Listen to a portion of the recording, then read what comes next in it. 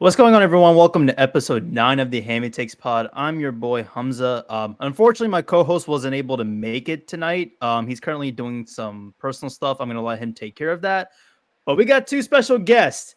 One of them is making his second appearance, and then we got a dude making his first ever appearance. Ladies and gentlemen, please welcome the legends themselves, some of my favorite people to talk football with, my boy the TheGeekSlays and my boy No Huddle. Gentlemen, how are we doing today? I just finished my bio AP like a couple hours ago. Thank God. That sucked. Holy. I hated that. I hated it. It's awesome. But I think I got a 3. You know, that's all I'm looking for. 3 out of my top 4 colleges accept it for the credit. So there you I'll go. take it, man. I just feel like so much weight lifted off my shoulder from it. Thank God. There you go. You kids in your school.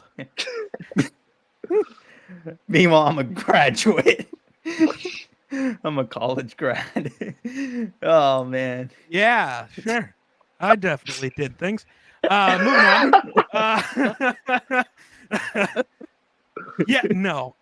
Yeah, so I'm doing good. Yeah, I don't know. Yay. I'm just here. I don't know. I don't do anything interesting. I sit at this desk for 18 hours a day. That's you just before this, you said I'm gonna be late. I gotta finish a Fortnite match. All right, that's fine. No, don't diss yourself. That's fine. It's not just that. It wasn't just a Fortnite match. My job is Twitch streaming.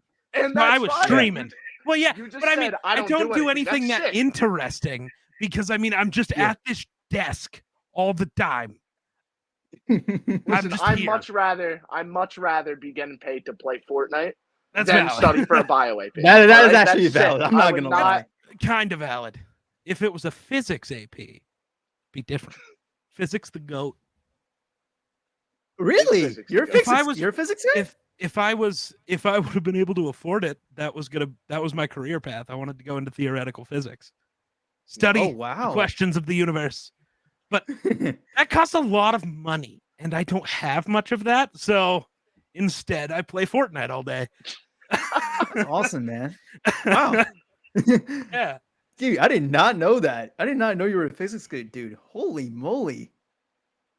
Yeah, I remember those physics days, man.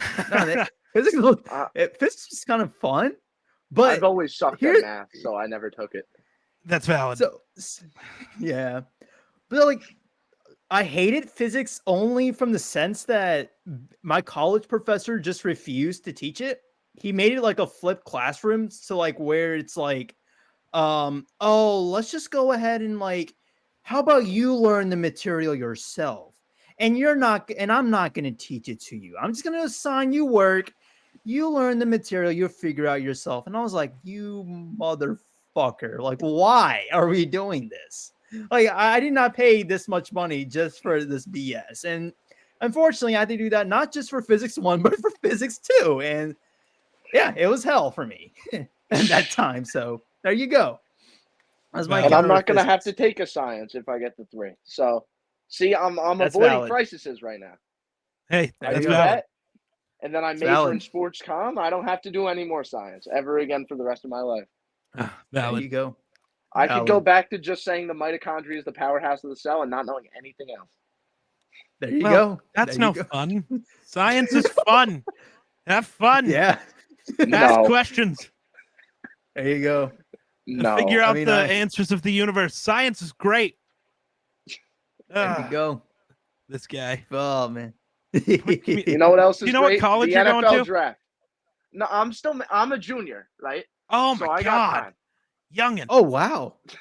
Yeah, I'm a senior. I really did not think you were that young. I don't know why. David thought I was a senior, too. I don't know why everyone says that. It's honestly the beard. It's honestly the beard. It's this beard that doesn't even grow on the bottom. Don't worry. I get that. I just got the entire underside of my face. Nowhere else. Yeah, no. So I don't know my college yet. I'm between like 4, but those are only the 4. I visited 7. Sorry. 3 of them I just straight up didn't, or 2 of them I just straight up didn't like. One of them I'm like on, and then there's 4 that I'm a really big fan of. Okay. Right now, my favorite's probably Quinnipiac. After that's West Virginia. Both of them are fire. Oh, okay. The fuck was that first one? Quinnipiac? Another Quinny. Okay. What is that? Quinnipiac. Quinnipiac. Not, I've heard of their that hockey school, team won the Frozen Four this year. I know about as much about hockey as you do about theoretical physics. I'm just now getting into hockey because the Hurricanes are playing right now, so the Carolina Hurricanes. So I'm like, okay, I have to keep up with the Canes. What I know about hockey is what team I would root for if I ever start. I've just picked one so that can never change and I don't become a bandwagon. I'm a Minnesota Wild fan because outside of baseball, I'm just a Minnesota sports fan. So whatever. What baseball team are you a fan of? The Rockies, because I like to torture myself. None of my teams will ever win a championship, and I understand real torturing yourself is watching baseball. I'm sorry. I don't watch it on TV, but I don't watch it. You ever go to a game? It's good shit. Yeah. I went to one baseball game, and the only thing that I gained from it was an orange T-shirt. I think it was the Orioles. I gained a T-shirt. That was it. That's the only good thing I got out of my life from baseball. Tough. All right. Baseball's fun. I used to play baseball. It was not fun because I was. Which side of the field do they put you on if you suck? Because I know it's right field. They put left you in field, right center field if you suck. Right field. Yeah, they put me in right field. I played it for 5 years because my dad was the coach and I was terrible. That's probably why you didn't like it. And now I just give myself head damage on the offensive line. That's the only sport I play now. Get anxiety about snapping the ball, and then give myself head damage. There we go. Hey, O-line's valid. Offensive line's valid. There you go. Fair enough. Yeah. It's valid until you get a concussion, like I did last year. Dude, that's it. I played football and never got a concussion. Had 4 playing basketball, though. Oh, shit. Damn. I was really good at if I ever dove for a ball, I caught somebody's knee to the temple every time. Ouch. And I'd wake up in the middle of the court like, what the fuck is going on? Where am I? Who are you? He's like, okay. Is this the basketball? Is that a basketball? Yeah. It's wild. That's, concussions are great. I don't recommend them. Remember, starve a fever, sleep a concussion. That is not medical advice. Gotta cover your ass on the internet. All right, we should talk about football now. Yeah. Let's talk about another injury risk, Bryce Young going to the Panthers. Yeah. Good segue. There you go. Yeah, there you go. Nice segment. There you go. We were just going to talk about just the first round of the NFL draft. So while we're at it, Bryce Young, Carolina Panther, what do we think of it? I mean, we all saw it coming, did we not? Yeah. Everyone, did you believe the Redditor that said Will Levis? No. I was sure it was CJ Stroud until a week before the draft when it finally came out. It's like, no, it's Bryce Young. It's like, oh, okay. Yeah. I think CJ Stroud, I like CJ Stroud more, but it turns out Bryce Young was the pick. But there were so many connections to Bryce Young. It was inevitable. I don't think it was bad, but I like Young more, or I like Stroud more. Apparently, I need to have wished that it was Stroud, because apparently the Vikings were going to trade up if Bryce Young didn't go 1. The Vikings were going to trade up for him. According to Tom Pelissero, they'd already worked out a deal for if the Panthers didn't take him. They were going up. Oh, so, I'm annoyed. W Carolina. What does that tell you about what the Texans think about Stroud then? The fact that they were willing to trade, or what does that tell you about what they think of Bryce Young? I mean, I genuinely think Stroud was their only guy. If the Panthers would have went Stroud, Will Anderson goes 2. That's just it.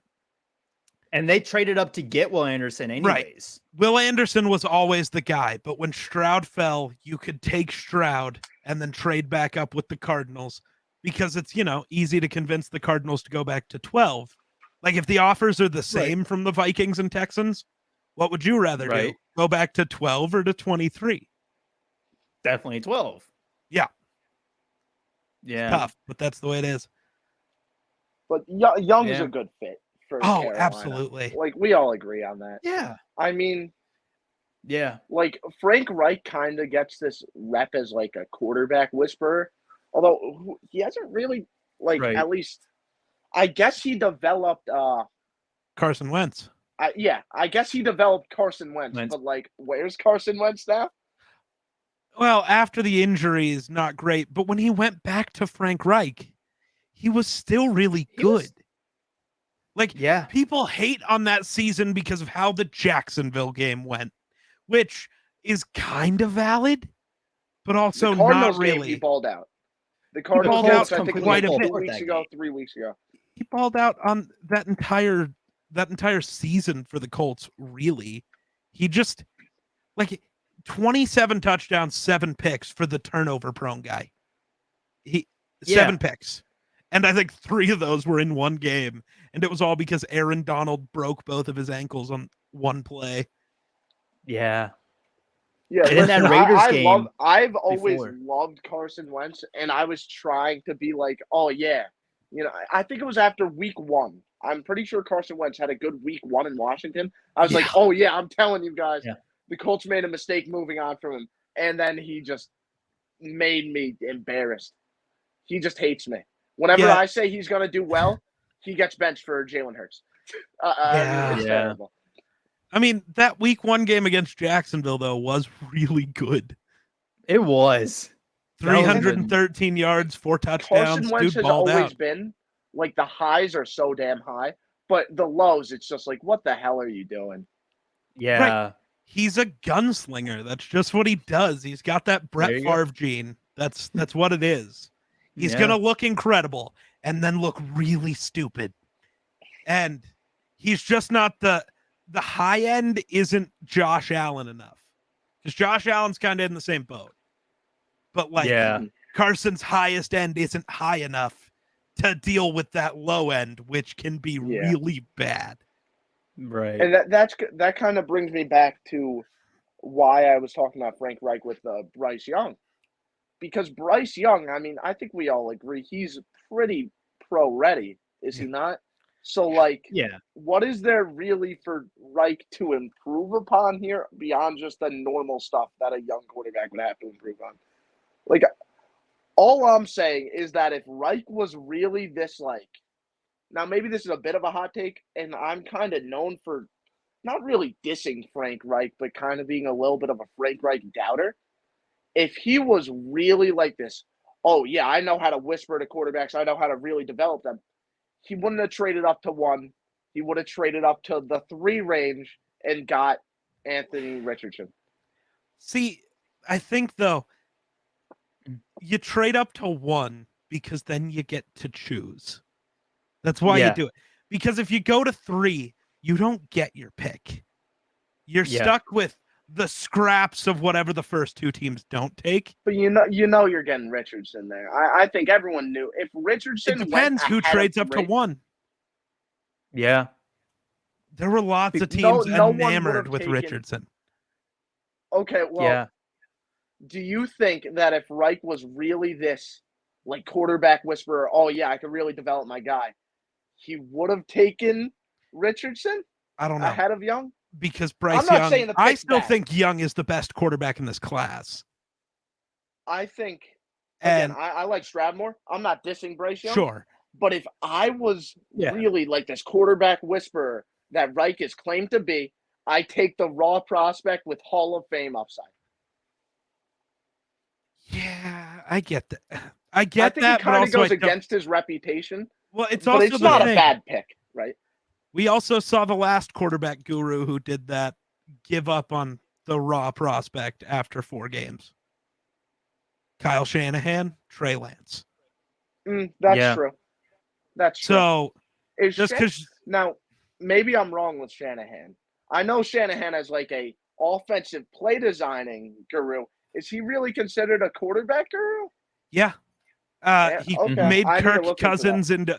So he was the offensive coordinator when Kirk first started his streak of 4,000 yards and 30 touchdowns every year. Mm-hmm. He turned Kirk from average to what he is now, above average, can be very good, but can also not be. Matt Ryan's MVP seasons. I mean, he made Jimmy Garoppolo look like a franchise quarterback.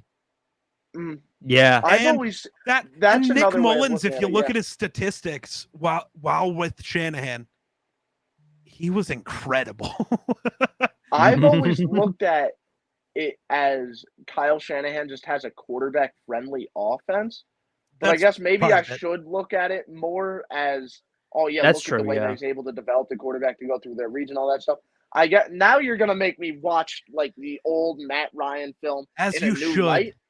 Kyle Shanahan's offense is incredible. Oh yeah, I love Kyle Shanahan's offense. Yeah. But my question has always been: is he really a quarterback whisperer, or does he just design a very quarterback-friendly offense? You know? And I think that's a mixture. Really. Okay, he made people think Brock Purdy's a legitimate starter in this league.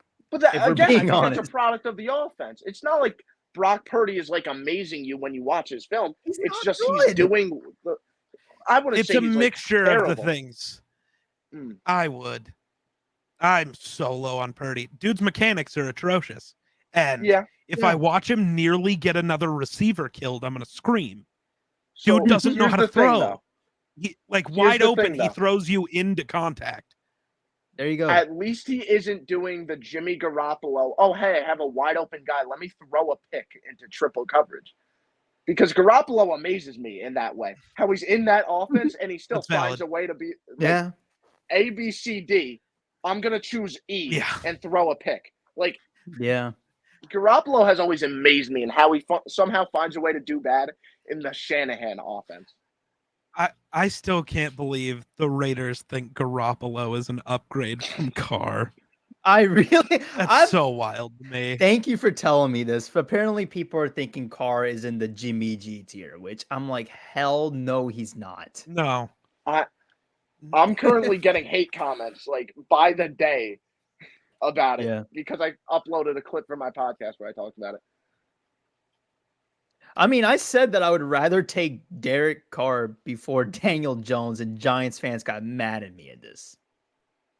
No, that one I don't. Oh, is he cutting out on your screen too? Yeah, he's cutting up on mine.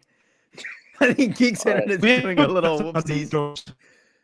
Uh-oh. We're getting bad storms at the moment, so sorry. Apologies. You're good. Do you want to move on to pick number 2 now? You think? Because I don't want to go too long. I don't want to make you go off the schedule. Oh, no, it's fine. I don't care, dude. I mean, if you want to go pick 2, I mean, we kind of talked about it a bit already. CJ Stroud. Kinda, yeah. Right? I think we're all on agreement here. It's a good pick. I like it more than the Bryce Young pick. I actually love it because CJ Stroud's my QB1. Mm-hmm. Personally. Not that I really don't like. I feel like now I'm going to come across as like a Bryce Young hater. But I like Bryce Young. It's just CJ Stroud is better in my mind. Even though Bryce Young is better. You're definitely a hater. What makes you think I'm a hater? Just cuz. I'm just being that guy. You're just a hater. Oh, man. I can't tell if you're trying to like play the role of the comments right now. Yeah. Yeah. Yeah. No, so now just let me quickly say, I think that Bryce Young, in terms of his ability to develop plays when everything is just falling apart, I think he's amazing at that. Everyone knows that. But in terms of playing in structure, CJ Stroud is better. I don't think anyone's going to disagree with that. Oh, yeah, because the height difference is pretty real. It's a height difference, and then Bryce Young doesn't want to stay in the pocket. Like, he will have it. There are so many plays I can show you where he has a clean pocket, and he just leaves it anyway. Yeah. See, but I think a lot of that comes from playing with a bad O-line.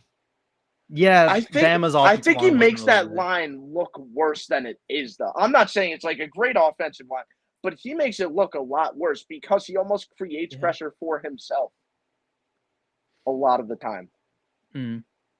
But again, just like Bryce Young every is other great. mobile quarterback ever. That's the issue with mobile quarterbacks. They create their own pressure. Mahomes does it. Allen does it.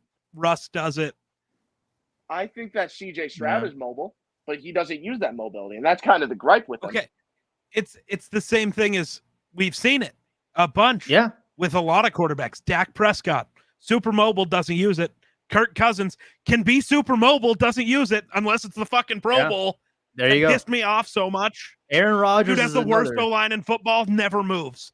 Pro Bowl, though, let me scramble like I'm Patrick Mahomes. I was so mad. Okay, but like I think even Joe Burrow's a mobile guy. He doesn't use it. You're naming all these like mid-end guys, but you're not mentioning the other guys that are like very good. And I think that that's really the ceiling for CJ Stroud. He won't make your team better in terms of his ability to, the play's broken down, let me make a play. Like, I think he's capable of it, but you won't see him do it as constantly as a Bryce Young. But I think he can escalate your offense in the same way that Joe Burrow escalates the Bengals offense. Oh, you're covered? I'll just throw the ball in the perfect spot. I mean, his ability to place the ball in the right spot, it's unheard of. I think it's tremendous. Yeah, I like his touch with the accuracy a lot with CJ Stroud, and I feel like that's where he's the best at in that aspect. But yeah, Texans number 2, CJ Stroud. I mean, good pick. I mean, there was noise they were going to try to go defense, and Geek himself has mentioned like there's a world that Texans could take a defensive guy. And he wasn't wrong, technically. They did actually end up taking a defensive guy. They traded up to get Will Anderson. Before we talk about the player that was picked, can we talk about the decision to trade up? Sure.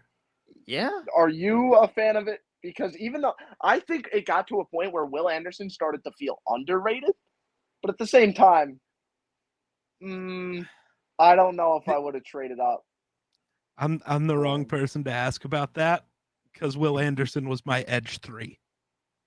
I'm not a big Will Anderson and that's fan. I've seen so many people have like Will Anderson edge 3, 2, and like I guess I get it a little bit, but at the same time, I feel like I'm not trying to like diss the people that have him at 2 or 3, but I feel like a lot of people have him there kind of for the shock factor.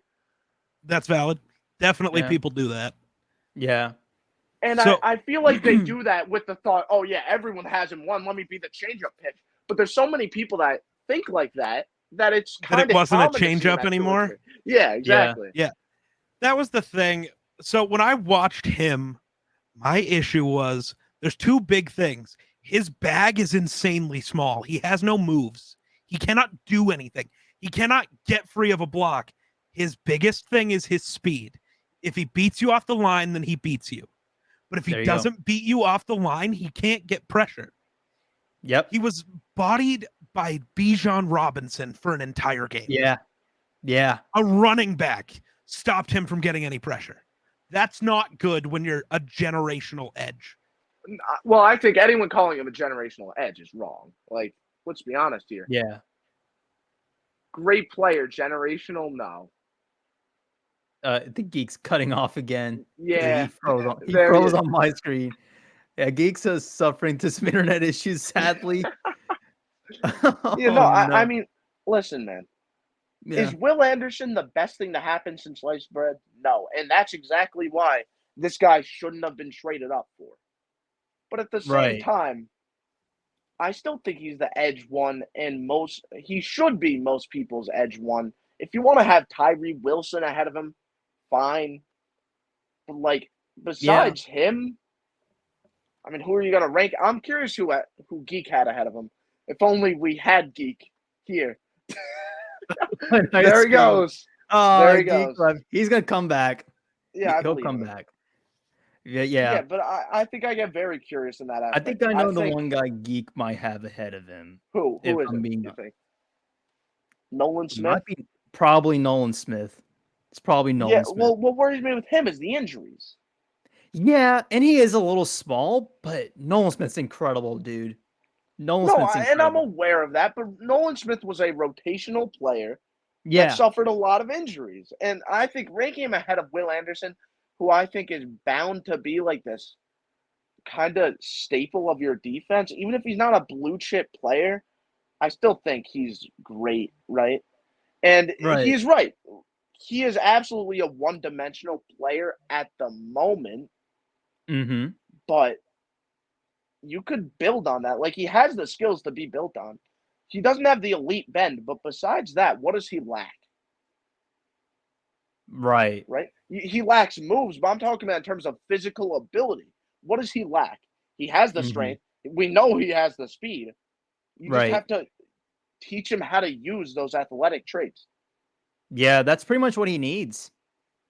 If I'm being completely honest. What it comes down to, right? Yeah. And I get why people don't love him, but I feel like we're at a point now where he's underrated. At the same time, though, this guy should not have been traded off for. No way in hell. I did not like how Houston. I didn't like how Houston gave up their own first-round pick instead of the Browns' first-round pick. Well, that's kind of where the Cardinals probably weren't willing to accept it.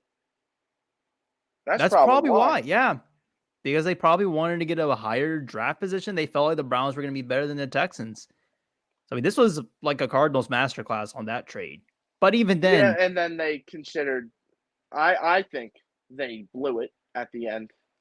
Their next move of the first round, which we'll talk about. But as of right now, that was a great trade for the Cardinals. Good for them.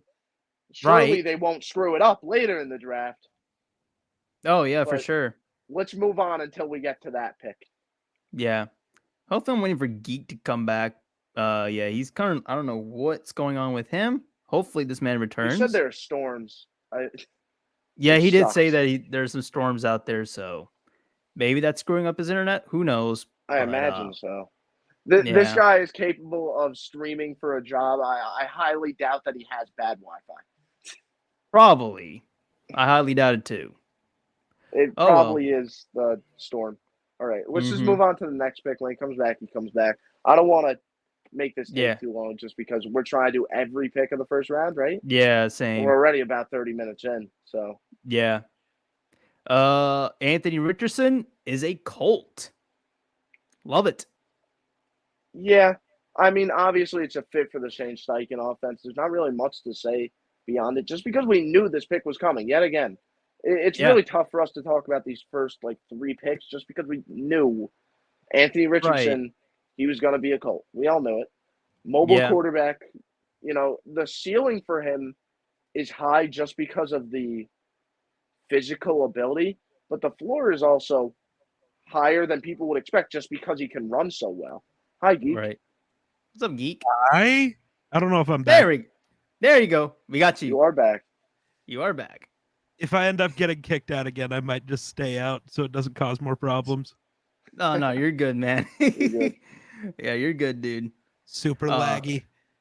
Do you have anything crazy to add to the Anthony Richardson to the Colts?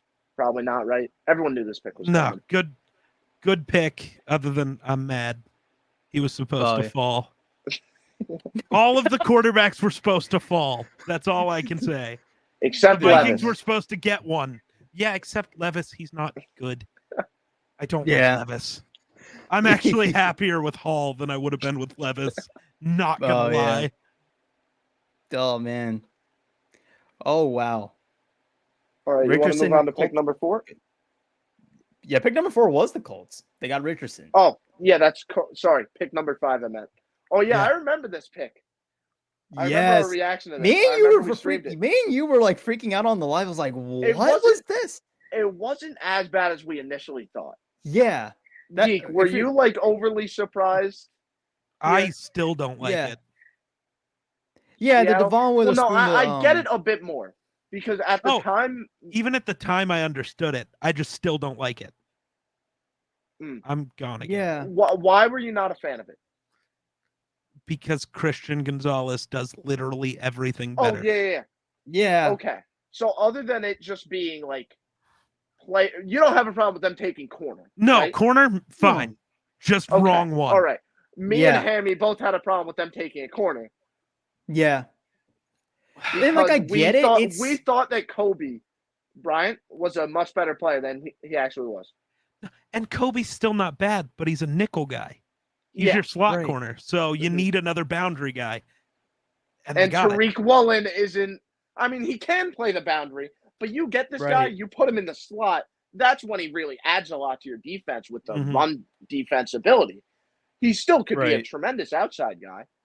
But, I mean, if you want to take this guy top 10, you take him to be a slot because he adds that run defense ability. Yeah. And I think that's kind of why they went with him instead of Christian Gonzalez, even though I think Christian Gonzalez is arguably not. I think he's up there for best player in the class. I wouldn't say he's arguably the best, but he's definitely a blue chip for me. Yeah, he's a top 5 guy. My bigger thing, he fits their mold. Gonzalez is just Richard Sherman. Yes. But Tall, they wanted, wanted the run defense. I think that was such a I didn't even think of that. But they don't have a true number 1 yet. Get the tall, lanky guy who can be Richard Sherman, be lockdown. Are you saying that they don't have a true number 1 corner? Yeah. Yeah. Tariq Woolen. I think Woolen could be a really good He's not going man-to-man with everybody and winning. Yeah. He just won't. Yeah. He's not. What game did he get like exposed this year? Did he? None, because they had him in zone constantly because that's what he's best at. He is not a lockdown Seattle guy. Wants to do. But they always have gone zone everywhere except for where their number 1 is. Sherman, lock up Michael Crabtree. Yep. Who actually was a real wide receiver 1. That's not just like, haha. You go lock up Michael Crabtree. We go zone with everybody else. Because that was Brandon Browner and Tariq Woolen. Browner. Yes, that's the right name. Brandon Browner and Woolen are the same player. Definitely not the same person. Right. Browner did some bad things, but yeah. Yeah. I have always been under the impression that while I knew Sherman was capable in man, I was always under the impression he played a lot of zone. He was just a man up. He manned up, and then he was the takeaway one side of the field, let the rest of the defense handle everybody else. You get Sherm to go take away number 1, and then you have to deal with Browner and Chancellor and Earl Thomas with everybody else. Am I cutting out super bad again? Nope, you're good. Oh, okay. The video on my end keeps stuttering, and I'm like, So. Oh, no. You're fine on my end. Okay. If anything, do what I'm forced to do because my computer sucks, and just switch record to the on phone. Your phone. Yeah, I have to. If it dies again, that's a better idea. It feels very unprofessional, but you know what? You got to. Oh no, I could care less. See, I can rock the ring light and the stand and just move over there. It'll be fine. Yeah, even then, you'd still be more professional than me. So there you go. See, this is like my actual full-time job, though. So it's a little different. Yeah. There you go. Hey, you have what I'm working to get, dog. So true. There you go. You'll get there. Bingo. All right. So I don't know. I think while I get it, and I'm also a bigger fan of Gonzalez, I think the reason they went with Witherspoon instead was because Witherspoon adds the run defense ability, and they've sucked against the run. Yeah. But again, that's not even maximized because they don't have him in the slot. So yeah, how much do I love it? I don't know. But I think Witherspoon's still a great corner. Oh, yeah. And I think the big advantage for them really was the run defense. Right. And that's why. So I don't hate it. Yeah. I hated it at the time. I don't hate it. I'm actually a decently big fan. I still would have went Gonzalez just because Gonzalez is such a stud, but right. Yeah. Yeah.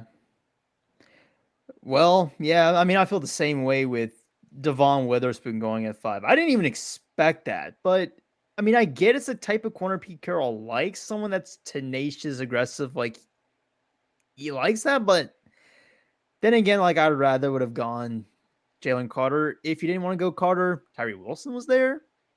Or the fact that Carroll, of all people, was willing to pass on Carter tells you a lot. Definitely, for sure. Definitely. Yeah. Am I wrong there? I think that when he didn't go at 5, I was like, okay. Yeah, there's something. There's something really. It is a legit thing. It's not just everyone overblowing. Oh, he's a scumbag for what he did. Right. Like, no, it's not everyone overblowing that. It's a mixture of that. It's a mixture of. I don't want to say the stamina scumbag. issues. I would say is a huge part. I think that it's just how media was perceiving it. Dude, right? It's so overblown and incorrect at the moment. Yeah. So annoying. Well, that's exactly it. The people who think he crashed his car was the one drunk driving and killed somebody. No. Yes, he sped and raced the person who crashed and got people killed. But he didn't cause it. It was not him. He was in the area. He was part of it. But it's not his fault. Here's the thing. Yeah. I feel like people are now getting the impression that was the only thing going on with Jalen Carter. Because there was other stuff. There was personality issues with the guy. Georgia's coaches hated him. You do not. Let me just start off on that tangent.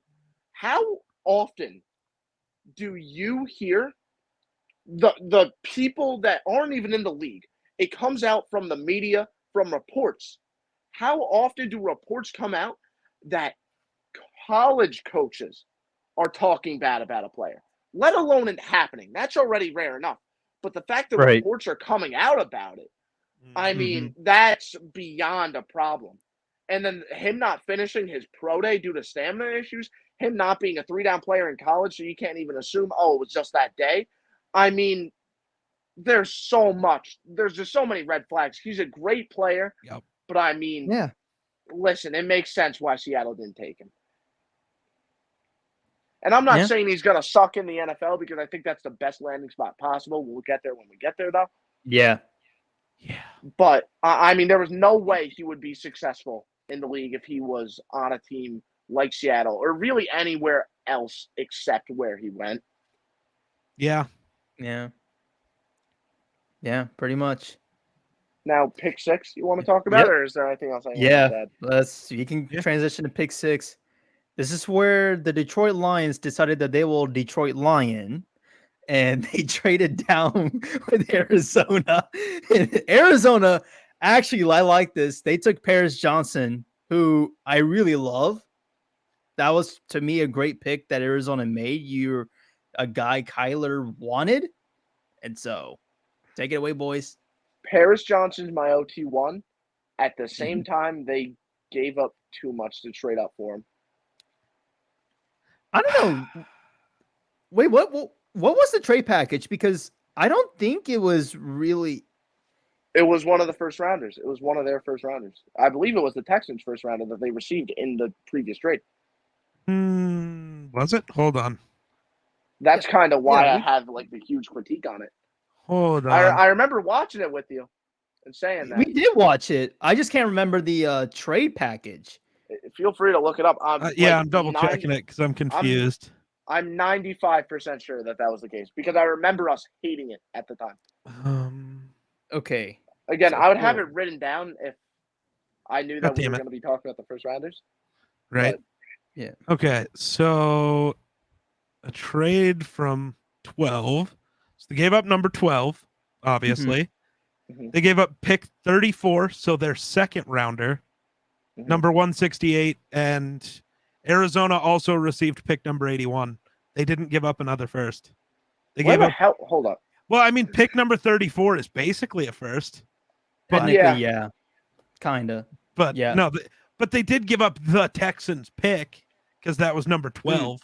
So the Lions traded back 6 spots. Oh, you know what? That might have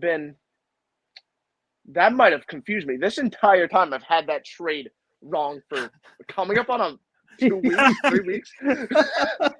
Jesus. All right. My bad. No, you're good. I was just like, that doesn't sound right. It was weird. Yeah. And I was also double checking too. Misinformed. All right. Yeah. So now with that new information, hey, getting your franchise left tackle for that price, I mean, my opinion on that pick has completely changed. Yeah, within a couple of seconds. Within a couple of seconds. A couple of seconds. There you go. W. Yeah. Okay, that pick's much better now. Yeah. It's a W trade. Am I allowed to ask for that to be cut? No. I don't like being exposed like that. Gotta keep it. All right. All right. Okay. No, Cool. it's a good pick. He's my OT too. I liked Anton Harrison the most. He's also the most ready to actually play tackle in the NFL. Paris Johnson's right there I with see him, it. though, no? You don't He think has so? the I athletic think upside. there's a though. huge chance that Paris Johnson is not their left tackle in 2 years and he's bumped to guard. He's got that athletic upside. Right. He could be. Now, he has the upside to be the best tackle in this class. He also has the downside to just be a good guard. Not like Skoronski, where it's either a Pro Bowl left tackle or an all-pro guard. It's could be, all-pro left tackle, or could be a fine guard. That's his floor, which is still fine. You still get a player who's useful, and your O-line sucks, so I get it. Right. But to me, Anton was just more ready to just step in tomorrow, play left tackle, and be fine. Yeah. Yeah, but also if you're the Cardinals, who cares about tomorrow? Kyler. See, my bigger thing, Kyler wanted Paris Johnson. So that's who you pick, that's the and thing. they did a good goddamn job. Kyler wanted Paris, you take Paris. Exactly. Kyler wants Anton, you take him. Darnell, you take him. At this point, they basically have to be a slave to whatever Kyler wants. Hell, because, well, no, they do because don't forget the reports that were coming out earlier this offseason, that a lot of head coaching candidates weren't taking the job because they don't want to be strapped to Kyler. I don't also trade him next offseason. They could. There's a world where they do. I don't know. You get the number 1 pick. You go Caleb Williams on a rookie deal or Kyler Murray. You're trading one of the two. You're trading a franchise quarterback either way. Either you trade the number 1 overall pick and you're going to probably get more than what the Panthers traded up for Bryce Young because Caleb Williams is better. Without a doubt. And he makes Bryce Young a day 2 pick. Caleb Williams is that good, or you just trade Kyler and you roll with the number 1 overall pick. They got many options. They got options. Listen, I wouldn't be surprised if Gannon wasn't in their top 3 head coaching candidates.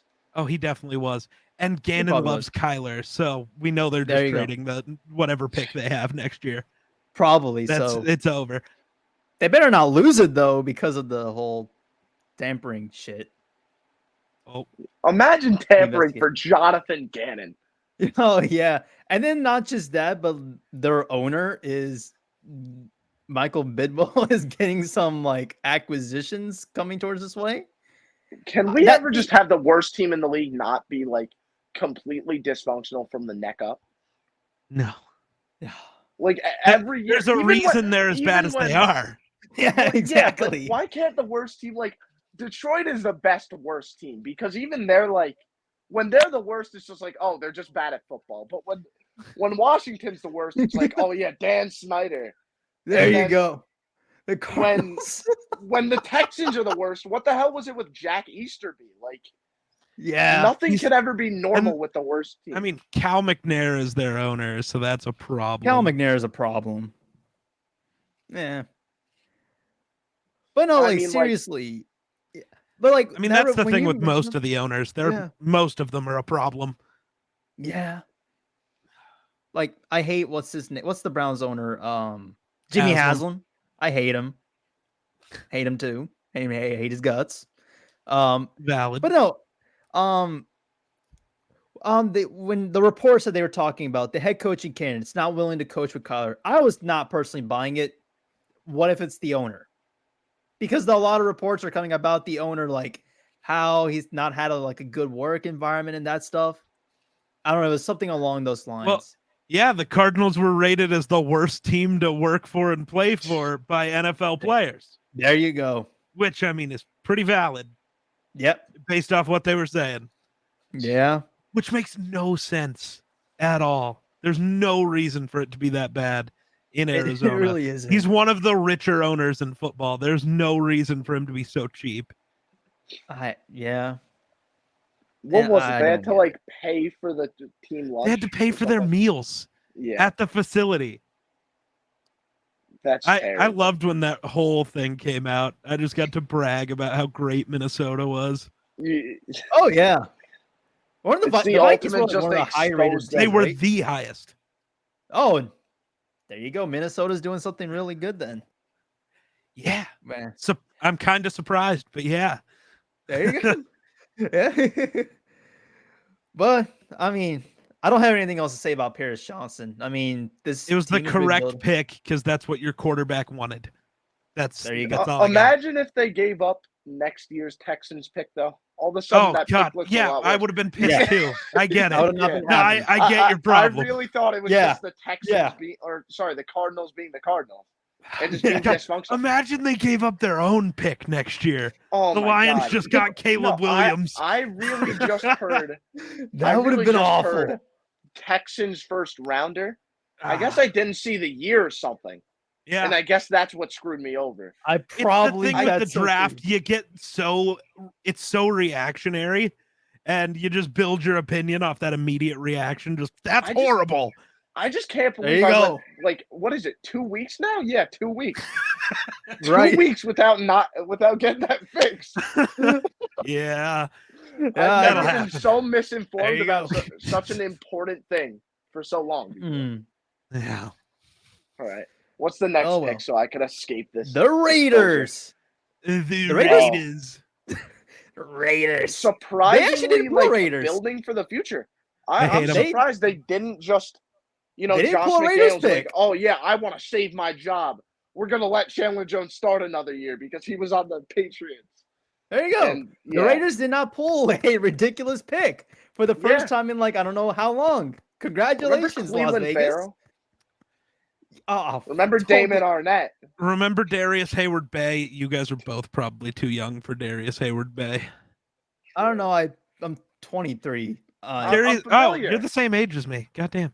Darius Hayward-Bay was no, I've heard the name. Corner or I've heard the name. No, he was a wide receiver, the same class as Michael Crabtree. Mm-hmm. Basically, Crabtree was JSN. Hayward-Bay was Trey Palmer.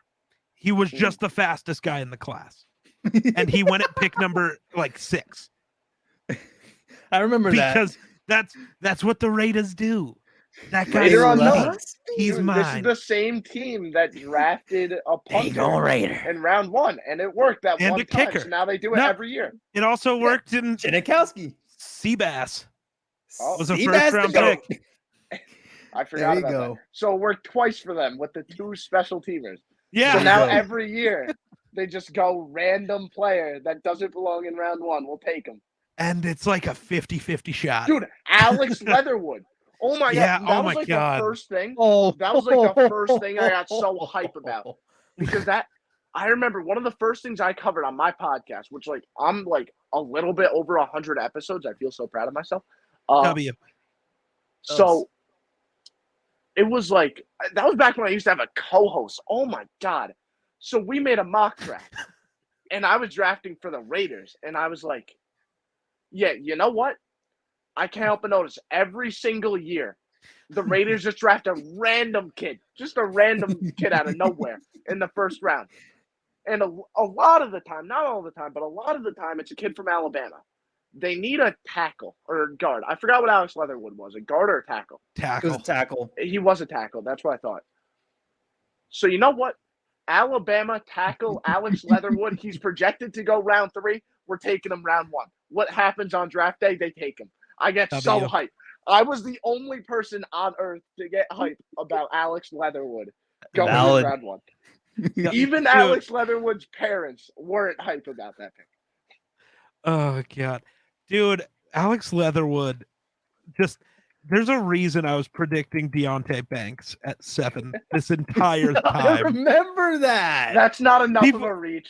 That's not enough but it is because they were just drafting, especially if Christian Gonzalez is on the board, they take Deontay Banks because he's faster.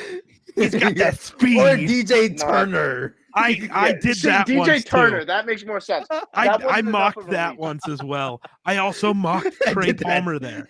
Julius Brents. Ah, yes, Julius Brents. Yeah. The GOAT. No, but that's the thing. Ever since what the hell's the old GM's name? that they just had. Mike Mayock? Oh, Mike Mayock? Yeah. Ever since Mayock's been gone, they've kind of fixed it. They haven't done it since he's left. No, I mean, but they let Carr go for then. Jimmy G. See, but Mayock wasn't there for that long. It's always just been a Raiders issue, not just Jimmy G. That's true. But Jimmy G and Derek Carr, that's not the. I really think that's 100% Josh McDaniels. Yeah, he's trying to save his job, so he's picking the guy he's familiar with. That's why it surprises me that they went with an edge to replace Chandler Jones in round 1. Yeah, because I mean they're paying Chandler Jones so much money. Yeah, exactly. I'm surprised by it. It's the right pick, but I'm very surprised by it. I really thought that they were going to draft for need, not for what they should. Even Christian Gonzalez might have been the better pick still. Oh, yeah. Yeah, I agree. Gonzalez with that. I love Tyree Wilson. He's my edge 1, but love him too. Christian Gonzalez, man, especially with how bad the Raiders DBs are. Because the issue with Chandler Jones is that he's like old and slow. That's a big part of it. All this just for Tyree Wilson to replace Max Crosby instead. Yes. Because Max Crosby is moving to left tackle, actually, because they don't have an offensive line. I forgot Alex Leatherwood went ahead of Christian Darrisaw. Oh my God. I forgot that was the same class. Listen, man, hurt. He could have been the next. He could have been the next Ray guy. Come on. I really do appreciate it though, because we got Darrisaw, so I'm okay with it. And now the Bears have to deal with Leatherwood. Shit. As a backup, hoping he turns out good. Yeah, at least they didn't draft him in round 1. Right, they gave up, I think, a 7th round pick in a trade. I think they did. That's fine. 7th round picks don't matter. Take a flyer on dudes that are in the league, or pick random dudes. It doesn't matter. Wait, did they trade Leatherwood or did they release him? I think they traded him. You're thinking of Isaiah Wilson, probably. Isaiah Wilson got released twice. Remember Isaiah Wilson from the Titans? Jeez. Oh no, he did get waived. My God. Yeah, that's what I thought. I love talking about bust offensive linemen. I could actually do this all day. I absolutely could. We need more bust offensive linemen. You remember Matt Khalil? Yeah, Matt Khalil was a dog. No. He was the guy. I'm 4th overall pick, left tackle for the Vikings. Made 1 Pro Bowl. I stand by it. Mekhi Becton's going to be the next guy we're talking about here. I'm telling you. People swear Mekhi Becton's good because he's a big man, but we actually have seen nothing from him because he keeps getting hurt. That's true. It's not his fault. It's not his fault. If he just keeps getting hurt and we never know if he's bad or good, can't call him a bust. So that's a W. There you go. Injuries are uncontrollable. So there you go. Tyree Wilson's good at football. I like the pick. Tyree Wilson, good pick. Him and Max Crosby are going to eat. Moving on to number 8. Bijan Robinson is a Falcon. Love it. But I was also confused, but I kind of grown into why Atlanta took him. Because I was kind of hoping Atlanta would go Christian Gonzalez here. And you pair up with makes sense, Terrell. But it remains just against. The problem is, it's so hard, as a fan, just watch it, or I guess not even fan, but as someone watching it that kind of has a deep ideology in terms of how you would build a team, and then seeing a team not build their team the way that you want, then it's really hard to kind of find that balance between, this is what I would do, but I'll accept you doing what you want. No, I wouldn't draft a running back. So how dare you draft a running back in the 1st round? Yeah. And it's really hard to find that balance, but I'm really trying. But even then, I think Bijan Robinson's going to be great. He's going to be phenomenal. But it's history shows, man. Well, at least recent history shows. Yeah, I know that the Falcons aren't really in Super Bowl they're not even close, really. No. Right. But, I mean, they'll win more games. I guess short term it will work, but long term it's not. Except it is. He's the best player in this class, and he is a generational running back. Right. Barring injury, he will be for his entire career what David Johnson was in that 1 year where he had 2,300 all-purpose yards. That's my comp for Bijan. 2016 David Johnson is Bijan Robinson. There you go.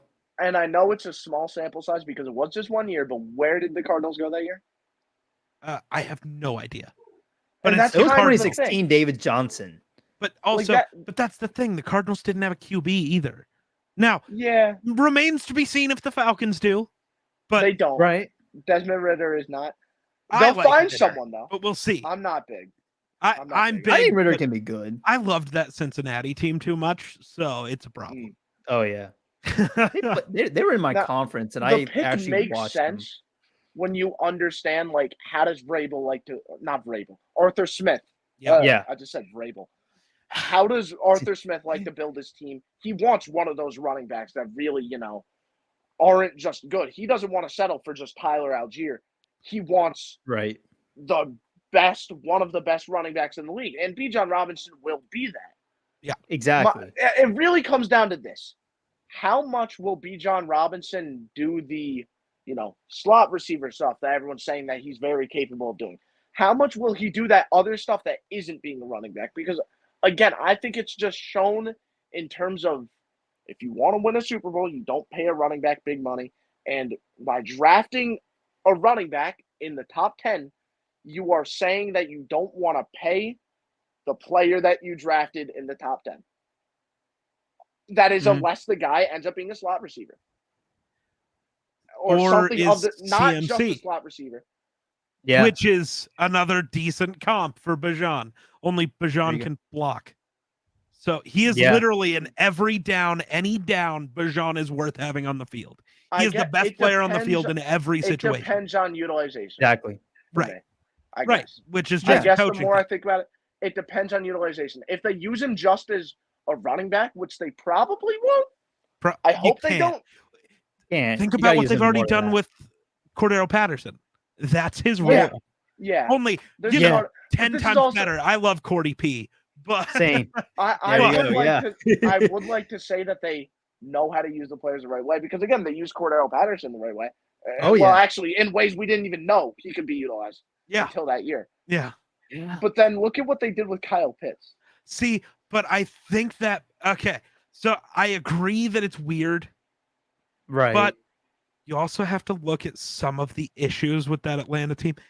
They have him blocking. They didn't have someone to play. So watch this year because there's finally somebody to fill that role for him. Jonnu Smith is going to do what Kyle Pitts has been doing. So if Kyle Pitts underperforms and is used only as a blocker again this year, then let's have a problem. But he was a tight end and they were using him more as a blocker in an offense that really could only run the ball anyways. So because Mariota's not good. It makes sense to me. I'm not saying it's the best choice, but it's what they had when you're really only good at running the ball.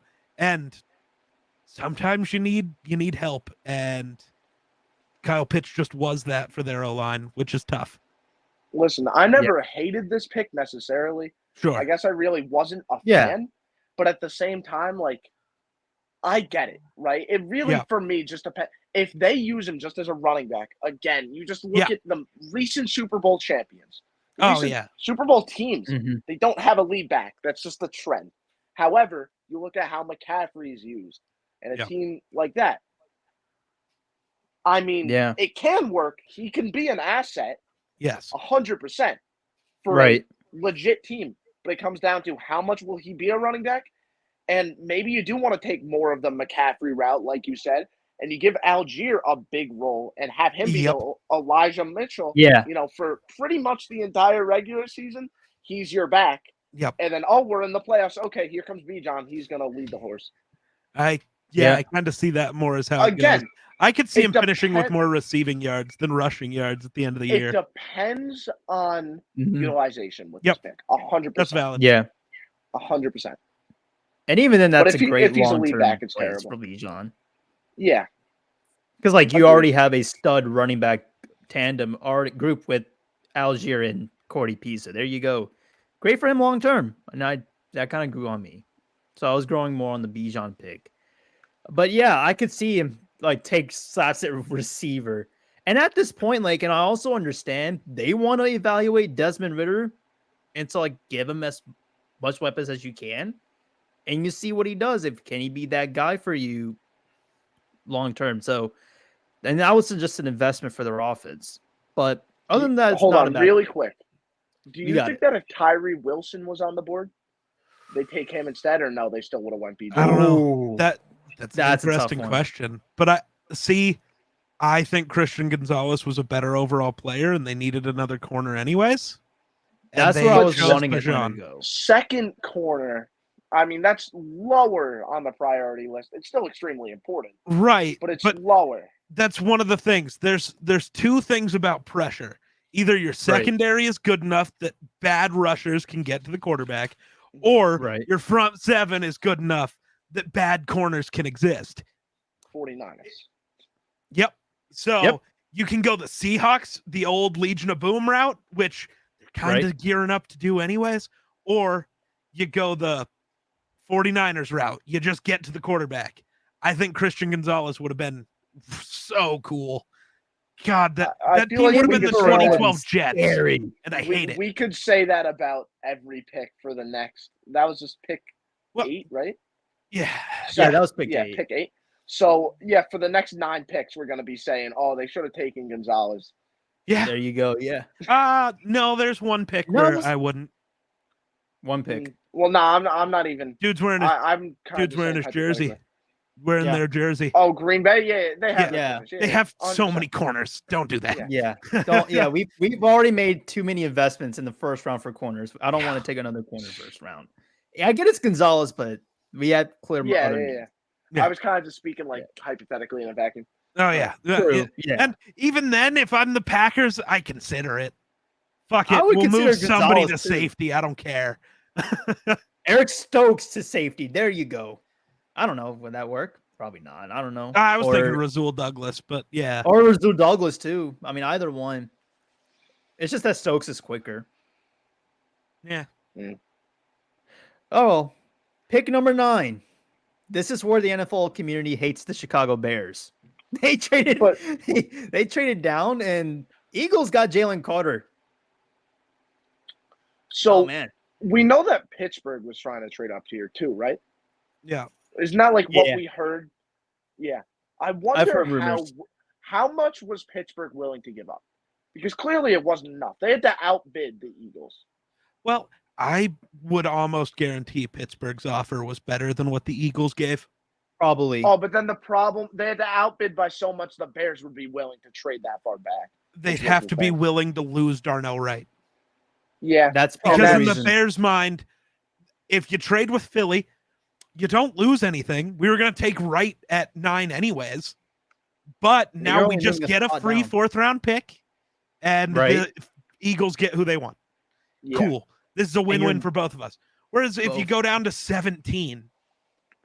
But then you could do what Pittsburgh did and trade up with some of the new assets that you just got. I know that sounds like we're jumping in too many hypothetical loopholes. Right. It's possible, but I think what the Bears did was the smartest way. Get your guy and acquire a free pick with no risk that your guy is gone. My question is just how much was Pittsburgh willing to give up again? I don't know. What do you think? How much would have been enough? I don't know. That's what it comes down to. Yeah. I think 17 and 32 would have been the starting point for the Bears. Probably so. You got to guarantee us another 1st-round pick. Yep. Plus something else, probably. There's probably going to be something else factored in. A 5th-rounder, probably. Or a 4th. They have to give us a 2nd, their 1st, plus the 4th that matches Philly. So they would have had to give up basically a 2nd 1st-rounder with pick 32 and lose out on Joey Porter. You're saying that like it would be the worst thing in the world, but I'm saying that from Pittsburgh's perspective, that might be the worst thing in the world.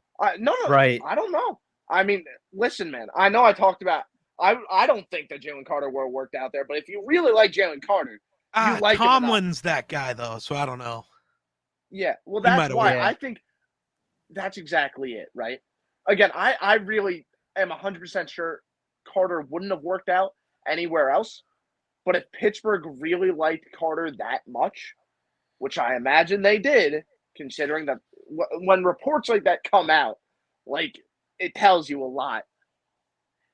I don't know. Yeah. I think they would have been willing to do that trade that you just said.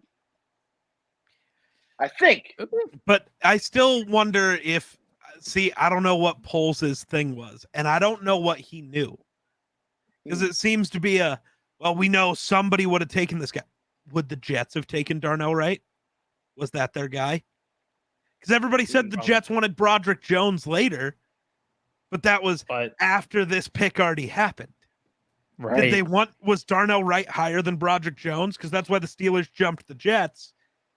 So there's a world where the Bears miss out on all the tackles. Yeah. And the Bears they miss out on everything 100%. And have nothing. Yeah. But again, we're jumping into hypotheticals about hypotheticals now. Right. But that's what the trading back and up process is all the hypotheticals. And I think Ryan Poles just went, fuck. What if the Bears did the exact same trade up that the Steelers traded up? Right. With New England. That could work. Mm-hmm. But I think Ryan Poles was just like, fuck it. I don't want to risk Eagles, give me whatever you're willing to. I'm done. We'll move back one spot. I get my guy. I win. Whatever. People can be as mad at me as they want. This is my guy. So fuck you. Yep.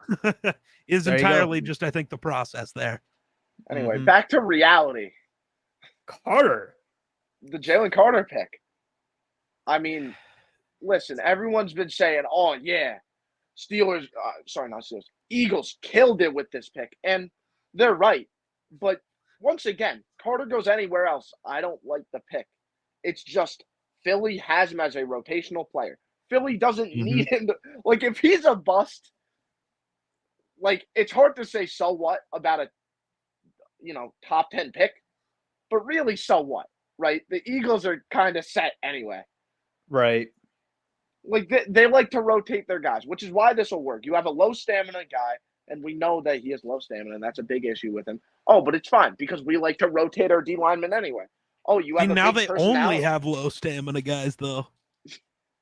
They kind of do. Davis is low stamina. Fletcher Cox is 98 at this point. Yeah. When you have 5 guys with bad How old is stamina, Brandon Graham? If you just rotate between them properly. Graham's a D end, not a D tackle. Oh, yeah, that's true. Yeah. Why don't I forget? Tomato. There you go. Well, I think if you rotate them properly, you'll be fine. That's fair. Yeah. No matter how many.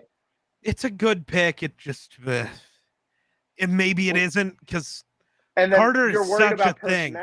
But if there's a culture that's already set, that's not going to matter. And he has all his friends there, apparently. Everyone from Georgia. All the players from Georgia. The entire Georgia team is there. There you go. All As the a Bulldogs fan, I'm happy. But why the Eagles?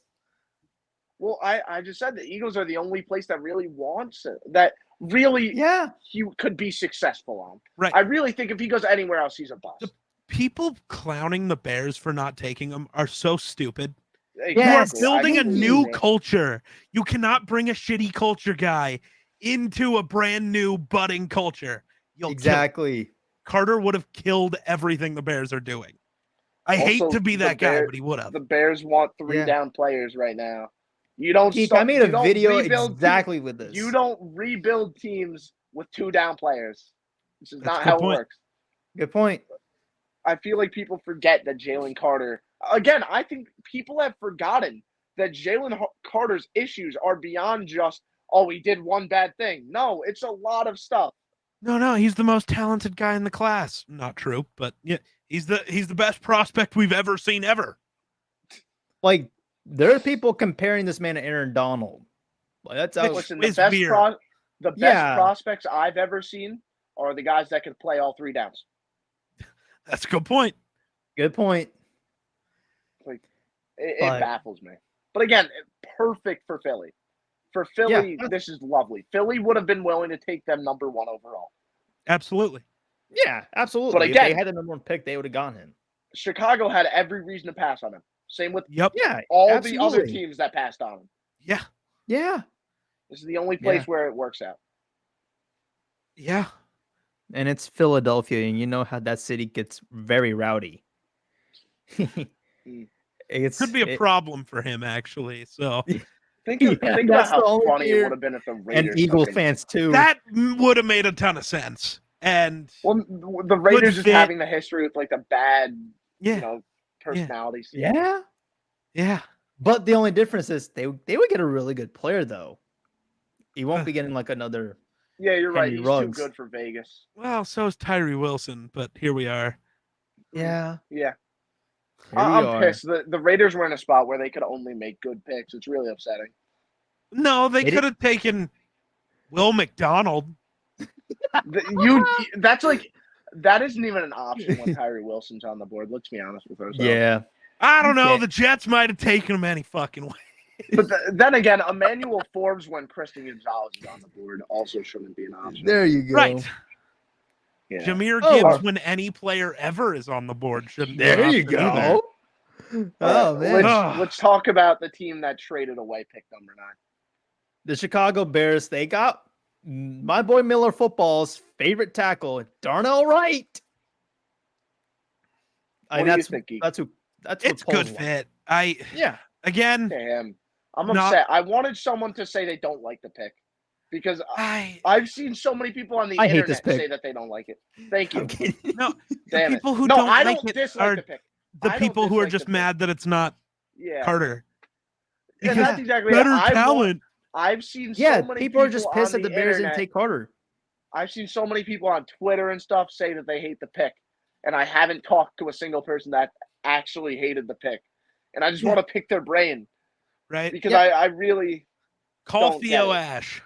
Just give him a phone call. There you go. Listen, I don't if I wanted to get whatever he would say, I would look at like wherever I get the most advanced analytics, right? Yeah, because that's all he goes off of. I don't want to disrespect the guy, right?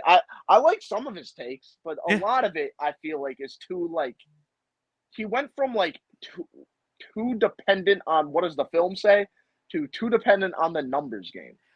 Yeah. I hate that. And I feel like I'm still just a film guy. I think that there's such thing as too much film. I think if you base too much of like I think there's such thing as like there's some players you would like way too much if you only watch their film and don't really have an understanding of like what other teams ask other players to do. Because I'm saying like only watch their film. Only that player's film. Yeah. Because you get like an unrealistic like perception of what a player at that position should do. I don't know. I feel like a lot of it is like an overall understanding. I think there's a balance between like what you learn, not even from the stats world and the film world. Like you have to mix it. Mm-hmm. Like I'm not even saying that necessarily, but I think it's just like an overall understanding of football concepts you have to have while also watching film. Yeah. And some people like they watch so much film, but they don't actually understand how should ISO be designed out of an I formation. Right. They don't understand that. But and I'm still learning film at this point. Yeah. I think it takes a lot of time. Before you get into the film room, you have to understand how plays should be executed and what you should be looking for. Because some things might look right, but oh wait, that linebacker actually approached the A gap in the worst way possible. Yeah. Like, it's very weird. And I know I did like a pretty shitty job explaining that, but it's a tough thing to explain. But overall, I think there's such thing as too much stats. There's such thing as too much film. But I think the number one thing you got to understand is the football concepts. And here's the simple thing. If you like to run the ball, simple as this with this pick. If you're a team that wants to run the ball, the offensive tackle you should take is the one that's the best at pushing people. That is Darnell Wright. Yeah, there you go. He's the strongest tackle in this draft class. Is Darnell Wright the best pass blocker in the world? No. No. Does Chicago want to pass the ball? Like, they really brought in DJ Moore. They don't care. Let's be honest. They got DJ Moore, but DJ Moore. So look at their running backs. When they do play action this way, they're better at throwing it. Like, they're not going to give up on the passing game.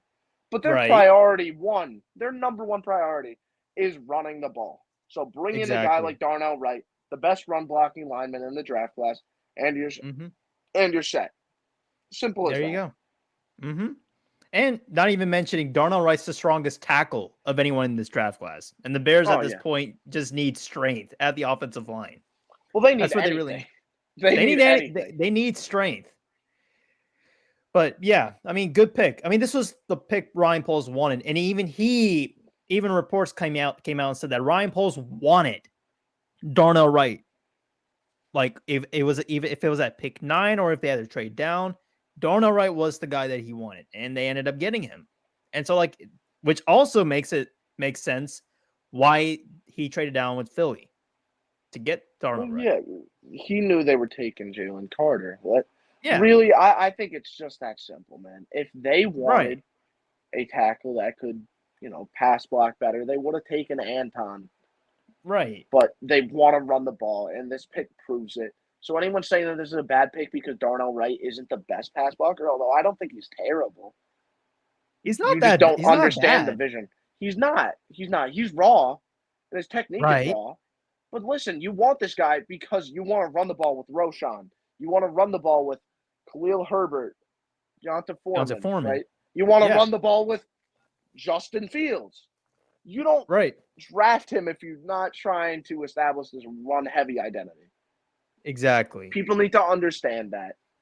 One-trick ponies are okay. I feel like too many people look for players that are good at everything. That's my problem. That's why I think Kelly Ringo fell so far. And that's why I think so many people hate Kelly, because the guy is great at press coverage and bad at everything else. There's so many players like that some of the best players in the league are one-trick ponies, and that's exactly. Fine. Tyreek Hill. Yes. Yeah. Like, that's the thing. Geek, did you hear everything I said? Because I saw you walked off screen. Not entirely, but... So, here's what I said, pretty much. Okay. Bears want to run ball. Yes. Darnell Wright. Yes. Best run-blocking tackle available. Yes. There you go. Very simple as that.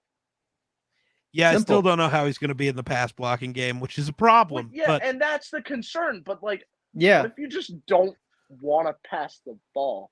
What if your entire pass protection comes from, you're afraid of our running game. Here comes play action. You freeze for a second. That really helps Darnell Wright. I'm not saying that can work for 100% of this guy's career, but, they're a rebuilding team. He's a raw prospect. Yeah. Right. It helps him. Yeah. You want to run the ball more than you want to pass the ball. A lot more. There you go. I would say. I don't know if that's true. They went and got a bunch of weapons for Fields, and their running room sucks. Even with Roschon, you don't like the I like Roschon. Roschon's awesome. But I'm not a big Khalil Herbert fan. Even before Roschon, I actually like their running back room. I'm not good. Herbert sucks. I'm not a Herbert guy. I like Foreman, though. Yeah. Foreman's an upgrade. Obviously, the Bears don't. Well, yeah, okay, but now they brought in Roschon. Right. So, I don't know. Yeah. I like their running back room is okay. And the most important part of it, and they also have Travis Homer. Justin Fields. That's true. Fields is big, but you don't want Fields running around all the time because it's going to end up like it did last year, where he's injured every week. Exactly. And that's why now they have that more balanced attack with the running back room. Now, again, they want to throw the ball. I'm not going to I'm not saying, it's 3rd and 12. Let's run a QB option. No. I mean, might work. Fields is kind of a psycho, but yeah.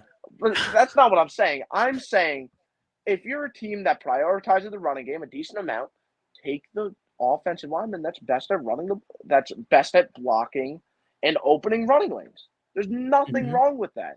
That's why I think every criticism on this pick is kind of just not understanding what Poles is trying to do.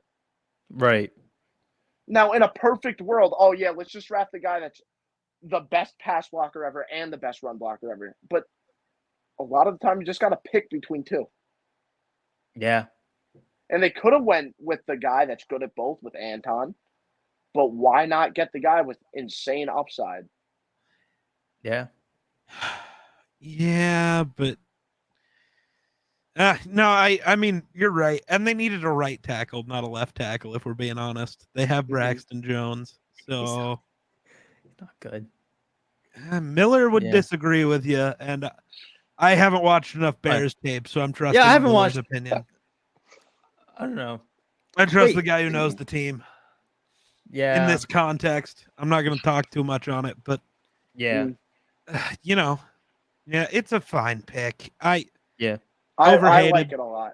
Yeah, I like it a lot. And it was the Bears guy. That's who they wanted, and that's who they got. Yeah. There you go. Pick 11. What pick was next up? It's 11. The Titans selected Peter Skoronski. It's their O-line sucks. They got maybe the best O-lineman in the class, just overall. He'll either be a Pro Bowl tackler, an All-Pro guard. That's it. Like, and they have versatility because their O-line sucks. So you can kick Skoronski anywhere. I hope with this move they plan on changing their identity a lot, because if I'm a team that wants to run the ball a lot, I don't want Skoronski much. I mean, even at guard, he's not strong. Even on college tape, he didn't look strong. That's true. In the NFL, he's gonna look weak. Yeah. And that's the problem with him at guard. Like, I'm not gonna lie, right? Skoronski is. I feel like this draft was weird because I had one. It seemed like one player at each position that everyone really liked, and I did not. And that offensive line, it was Skoronski this year. Yeah. It was the lack of wingspan is a problem, but then just move him in at guard. Oh, wait, at guard, you're going to have to block Vita Vea. You're going to have to block these massive motherfuckers, and it's not going to happen with the guy. I'm sorry. I just don't really love Skoronski. I think his technique is phenomenal, and that's great. But in the NFL, you need to have, that strength, and he doesn't have it. Right? I'm not saying the guy's going to suck, but I'm not the biggest fan. Yeah. I mean, I'm not a huge Skoronski guy either, but I think I had him. Overall offensive lineman, he was my O-lineman 1, 2, 3, 4. He was O-lineman number 5 on my list. So you have him just barely first round, I guess? Yeah, pretty much. He was right at the fringe of being a first-round talent. I mean, he's you're getting a starter out of him, but saying either a Pro Bowl tackle or an All-Pro guard, no. I don't think so. I don't know. I don't. That actually surprises me how you have him. That I don't want to say that. That's obviously not low, but for someone that you say that about, yeah, that's low. But that's the thing, right? There's always the chance that we're wrong, and the two of the guys that I have above him are guys most people would disagree with. I have Osiris Torrance and John Michael Schmitz way above him. I agree, and I agree. Good. Oh, I agree. Yeah, they just positional value is weird, but yeah. There's no way in hell that Skoronski. I'm really sorry, but Skoronski isn't going to do well at tackle. He's just too. People said the same thing about Rashawn Slater, though. But Slater was different. Slater was a much stronger guy, and he was much. I had the same criticism, but with him, it didn't seem to be as much of a problem. I felt like with Slater, he had a lot more stuff to make up for it. Skoronski is a very good technician. And one day he's going to retire and be one of the best O-line coaches in the league. There you go. Besides that, not the biggest fan. Fair enough. And I think especially on a team like the Titans that want to run the ball, at least at the moment, no way. Yeah. But aren't they trying to move that should be changing. The king? Yeah, I was just about to say that should be changing. And they're choosing a quarterback who's not a runner over Will Levis. This year, just run it for entertainment value. Line up Henry at quarterback every play. There you go. Please. No, get rid of Henry and just fucking launch it. Never run the ball, not one time. You're telling me that you wouldn't buy tickets? Henry. You're telling me that you wouldn't buy tickets to watch the 07 Dolphins scheme? Come on. Not with just Wildcat every play. Derrick Henry's not that type of back. It won't work. But Christian it would be fun McCaffrey as fuck. is. It would be so much fun to watch Derrick Henry take snaps for a full year. In the backfield every fucking play. He's not fast enough to run that type of system. But he can throw. Yeah. But he can throw, you say. There you go. He can throw, though. We saw him. I think he has 2 passing touchdowns. Yeah. Yeah, and if you look at the greatest stat of all time, yards per game not yards per game. God damn it. What was the stupid stat I was looking at? Yards per carry? No, yards per passing attempt. Justin Jefferson's a better quarterback than Justin Fields. Because he had one 40-yard pass to Adam Thielen. So he's better than Kirk Cousins. Yeah. That's what I'm hearing right now. Pretty much. Yeah. He's the greatest quarterback of all time. No, Justin Jefferson's just the greatest player of all time, so it's okay. You remember when Don Terry Poe threw that one pass like this? Yeah. Right? Yeah, he's the backup quarterback. You remember when Dalvin Cook tried that and just fumbled the ball? I remember. I don't he tried remember to that, be Derrick Henry in Detroit. It was in Detroit. He got the handoff, shuffled at the line, jumped, and as he jumped, somebody just knocked the ball out of his hand. Listen, he was my going point for the jump is pass. I would be way more entertained by watching Derrick Henry play quarterback for the entire season than if Tannehill plays quarterback. No, it's got to be Levis. I like it's going to be Levis. It should be Willis, but I think you just give him the reins and just say, fucking go do something. We're not even going to call plays. Just go do something. You got it. You got it, man. That's not quite as fun as Derrick Henry at quarterback, but I guess it would be if fun. he does end up getting cut, I want the Vikings to cut Nick Mullins and sign Malik Willis. I stand by everything I've said about Malik Willis. Don't care. Am I the 6 years old, Malik. Am I the only person whose opinion on Malik Willis hasn't changed since last year? No, hasn't changed at all. I'm sorry. Listen, we know he shouldn't have played. Thank you. He sucked. We all you. knew that would happen. That's so dumb. There is ridiculous. I tweeted something under the initial report before they drafted Levis about Malik Willis, not really it was just Titans losing hope in Malik Willis or something like that. And that I'm holding my phone so I can't do it. Yeah. The picture of the guy with his eyes popping out of his head, holding his head. Yeah. Titans when their raw project quarterback isn't a day one starter. Right? Yeah. Dude. What the expectation for rookie quarterbacks has been set way too high. And I don't know why. What rookie quarterback has been that guy? Because Justin Herbert. Justin Herbert was raw, and then he came in year one, and he was phenomenal. He wasn't. I don't understand how this happened with Justin Herbert's draft process. Yeah. Going into that year, everybody was like, oh, he's quarterback one. He's the best quarterback in college football.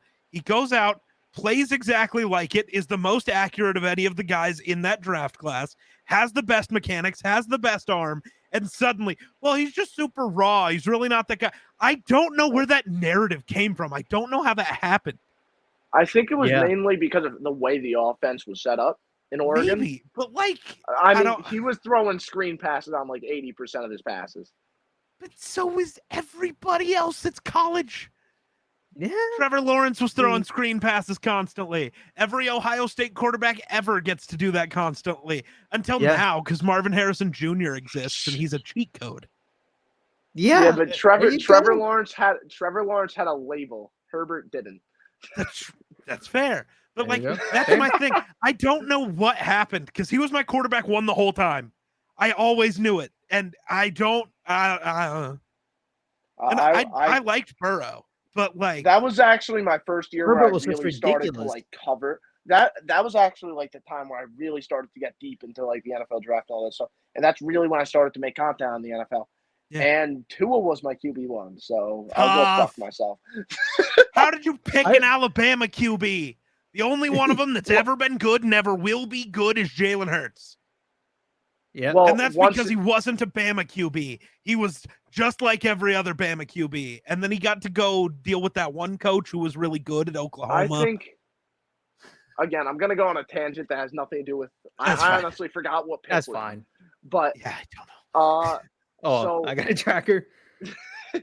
So for me, Tua, I honestly – is he still QB1 in that draft class? Absolutely not, because Justin Herbert and Joe Burrow are absolutely better than him, without a doubt in my mind.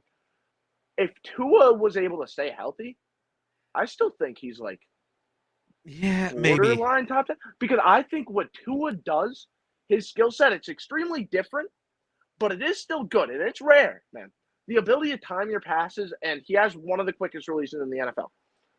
The ability to do that stuff and execute the offense, I mean, he's very good at it. And it's above just like game manager Kirk Cousins level.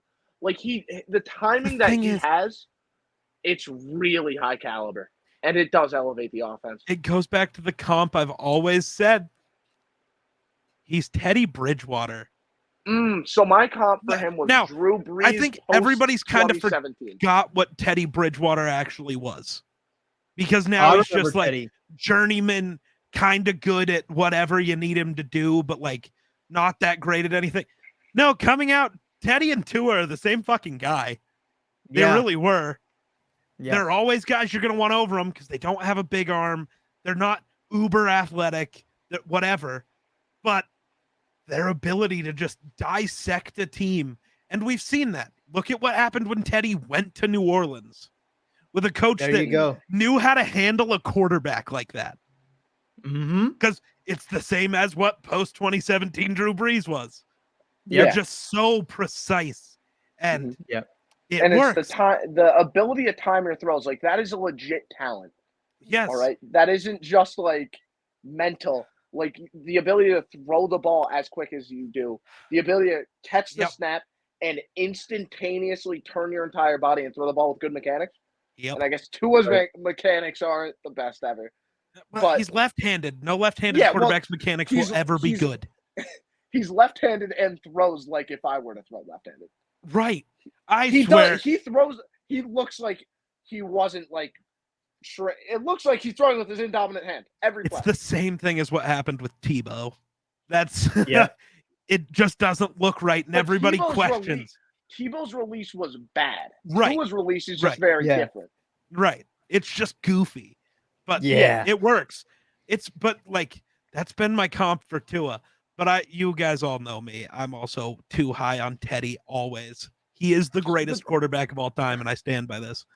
But Tua's a good quarterback, and I feel absolutely. He gets injured so much. Tua's good. He really doesn't get that respect. I consider even his career is the same as Teddy Bridgewater's. Well, I think Tua's problem in my head that way. I hate to say it. Injuries, and that's it. Well, no, and Teddy has had concussions, so has Tua. Yeah. Because he got benched randomly in his rookie year, if you remember the Fitzpatrick shit. Yeah. Because he got benched randomly for Fitzpatrick, and he saw Fitzpatrick trying to make these epic plays, and I guess he did sometimes, this mentality kind of got drilled into his head where he became like, oh, shit, I'm not going to just try and execute the offense, do the quick timing. No, I need to make plays if I want to start because that's what I got benched for. And you could tell early in his career he was screwing that up a lot. And then all of a sudden Mike McDaniel comes in and he finally feels like he has a coach that wants him to take, the quick slants and stuff like that. And everything changes. And I'm giving too much praise to my guy, but I'm going to keep doing it as long as we're on this topic. Having a quarterback who is exactly like Tua there to tell him, no, just operate the offense the way you do it. Teddy got to mentor him for the best year of Tua's career. Except for the concussions. Well, yeah. That's not his fault. It's also a Teddy Bridgewater thing. That's what I'm saying. A ginormous leg injury that causes huge problems. Teddy's knee, and now concussions all the time. They play the same. Teddy Bridgewater mentored him in the art of getting same goddamn guy. I mean, hey, you're not wrong. It's all right. I had I had that entire draft class wrong when I mocked it. I had Herbert to the Bengals. That was my first draft. So Burrow to the Chargers and Tua to the Chargers and Burrow to Miami was the way I had that going. I got the 3 quarterbacks right. I remember I had Jedrick Wills going to the Giants instead of Andrew Thomas because of the connection with Joe Judge. Oh my God, remember Joe Judge? Sadly. What else was there? Oh, dude. I live in New York. I'm surrounded by Giants fans, so that's tough. I'm sorry. I'm sorry for you, buddy. You also, living in New York, that's kind of dope. That's true. Well, yeah. Wait, where in New York, though? Yeah. Well, I don't live in the city. Jesus. Well, New York City is like most of it. What do you mean? No, yuck? I live That's the only place in New York worth living. I live in the boring suburbs. Same, geek. See, but I live currently where it's 45 minutes to get to a grocery store. So, like, give me a city, please. This is disgusting. I live in the boring suburbs of New York. Nice. Like Westchester area. Oh, okay. Oh, yeah. Okay. So, like, we get taxed like we live in the city, but we don't actually. It's great. Yeah. All right. On to remember when we were doing a first round overview? Oh my God. No, because we've done this on every pick. We go on a tangent because we bring up somebody else. Hey, I love it. There you go. You're gonna have a 4-hour podcast. Do you want to do the first 16? Do you want to do the first 16 and then next week we do the final? Next week we do the rest. I don't care, dog. Hey, if you want to do that, I'm down. We'll see what happens when we get to 16 and how everybody's feeling. All right, that's there. fine. You go. I just know if I didn't have school tomorrow, I'd be way more down to do 4 hours. But I don't know. Yeah. Listen, I just finished the AP. I do not want to come back to school making up all the work that I didn't do because I was taking an AP because of course it's during school hours. Yeah. And do all that stuff on like 4 hours of sleep. I'm not up for it. See, I have insomnia. All I do is get 4 hours of sleep. It's regular. Dub. Moving on, the next pick. The Detroit Lions are gonna Detroit Lion. Jahmyr Gibbs at number 12. What the hell is this? You want to criticize the Bijan pick? You better fucking murder the Lions here. Exactly. Well, I think it's everything I said for the Bijan pick, including the benefits of it, stand here. Nope. Not to the same level. Not to the same level. But not at all at the same as you're gonna tell me Jahmyr's not a running back. Play slot? Okay. So they drafted a slot receiver. So you just took a way worse slot receiver, and you already have a slot receiver. I'm not saying it's a good pick. But there's no world where it's justifiable. They already have their slot guy. Amon-Ra is the best one in the league. Yeah. So you just drafted an Amon-Ra replacement? Well, I think it's a mixture of like, they want to use him at running back a bit, and I hate that. And Jahmyr Gibbs, I don't think is that good. I don't think Jahmyr Gibbs is even that good in the first place. Like, tell me this, Geek. Tell me this. And I wanted to kind of try and play the role of the Jahmyr Gibbs, like, contrarian, right? Is that a word? Contrarian? Sure. Devil's advocate. Oh, yeah. Yeah. I wanted to play the role of the devil's advocate here. Okay. Because I felt like someone had to defend the pick. No. Because it's just bad process. I don't like ganging up on Detroit. I feel bad, man. See, I don't. No, they've gotten praise for the last 4 years like they're the smartest team in the world. Now that they've done something dumb, we need to hold them accountable for it, especially with how much of a douchebag their GM was about it. Well, you see, you guys don't know what we know. What do you know that every other NFL GM doesn't know? Because they all think you're a fucking idiot. Yeah. Well, they clearly don't know that. I mean, they Christian clearly Gonzalez don't exists. Know that they. Yeah. Well, that one, they clearly don't know that they paid David Montgomery $7 million per year. Yeah. Because they just drafted a running back. But anyway, and again, I want to play the devil's advocate role. I do. I'm gonna let you try. Really do. I'm gonna yell about it. I know. I was trying to earlier, and you instantly canceled my only point. I have to. I have to. Yeah. It's bad process. I do think that they only drafted him to play slot, which I agree. Amon-Ra's better. Amon-Ra is just better. What's gonna suck is he's gonna be good. So it's gonna be hard to criticize the because they're gonna force him the ball. Yes. And he's gonna perform well. They have a great O-line and maybe one of the 10 smartest offensive minds in all of football. He's gonna be really good. So all of this criticism is gonna sound horrible, but it's just bad process is the biggest issue. The only really fair point that I could possibly say, and then I'm gonna join the gang up on Detroit club because this is an easy pick to talk bad about. The only good thing that you could say is that Ben Johnson, Brad Johnson, Ben Jones. Ben Johnson. Blanking on the name. Ben Johnson. Ben Johnson. Thank you. I was blanking on the name. It's 12. What is going on? Did your light just randomly shut off? My monitors did. What? All of my monitors just went dark. That was wild. And now they're on. Okay. Wow. Okay. Ben Johnson, because I just said every name that's one syllable and starts with a B, with Johnson at the end, because I forgot the name. Yeah. He is a very smart offensive coordinator and really knows how to use his players. Yeah. And you give him just a weapon, and that's what Jahmyr Gibbs is. He's not a running back. He's a weapon. You give him a weapon like Jahmyr Gibbs, something good's going to happen. I can't tell you what, but something good is going to happen. But even then, he wasn't even the best weapon on the board.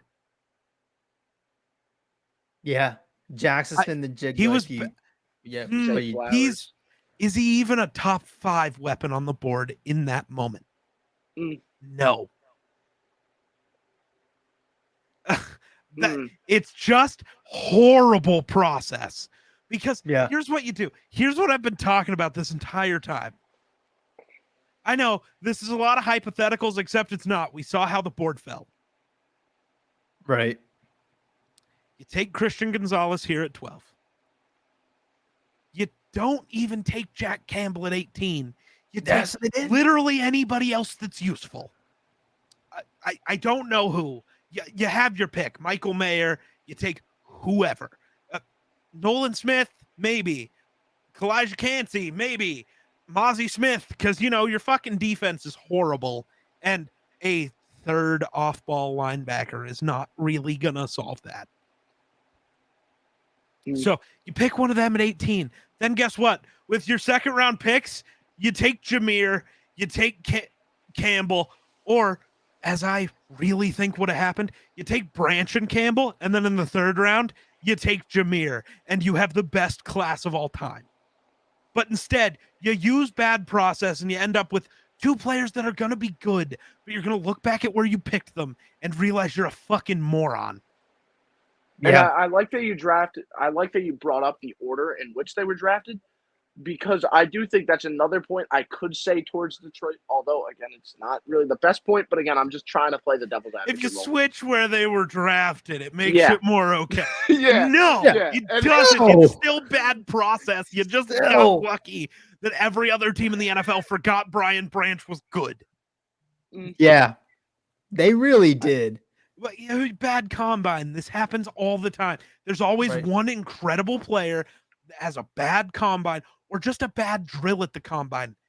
DK Metcalf went from easy first-round pick to one bad drill at the combine and falling to be receiver 7 off the board. Right. This always happens to one good player. JJ Arcega-Whiteside. There you go. Yeah. No, okay. Now I want to join the pile up on Detroit club. Let's go. Yeah. Well, no, I've always been on it. Sorry, Lions fans. I didn't want to just be oh yeah, I hate him too. No, he's a good player, just horrible process. There you go. So I'm gonna get on to why I don't think he's overly good. Fair. If Ken Walker and Breece Hall were both in this draft class, he's the RB4 in the class. I still don't even think he was the RB2 in this class. Hot take. There were Sharp some on it? debates if he was Sharp on it? RB2 or not. No. I've seen people say that they would take him over Bijan.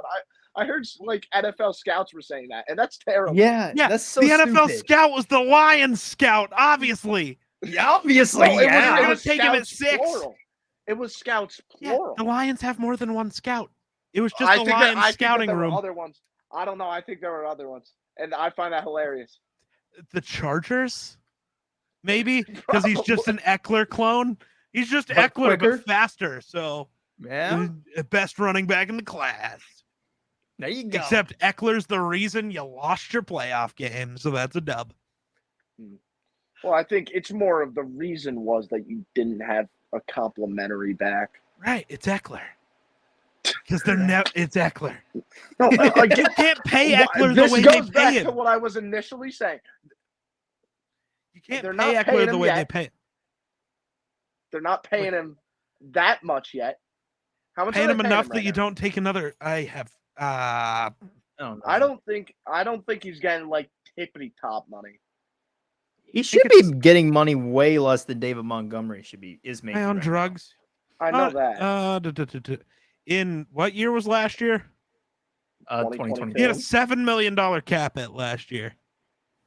Huh. I'm That was sorry. probably due to restructure, but what was his contract total? Originally 4 set up years, that way? $24 million. Oh, so So, that's so he's making They're paying same as him David real Montgomery. money. okay. And Yeah. they just didn't in the first year. It was almost entirely backloaded because the first year was a $1.5 million base salary. Why is he at? How many years does he have left on that deal? Just this year, thankfully. Yep.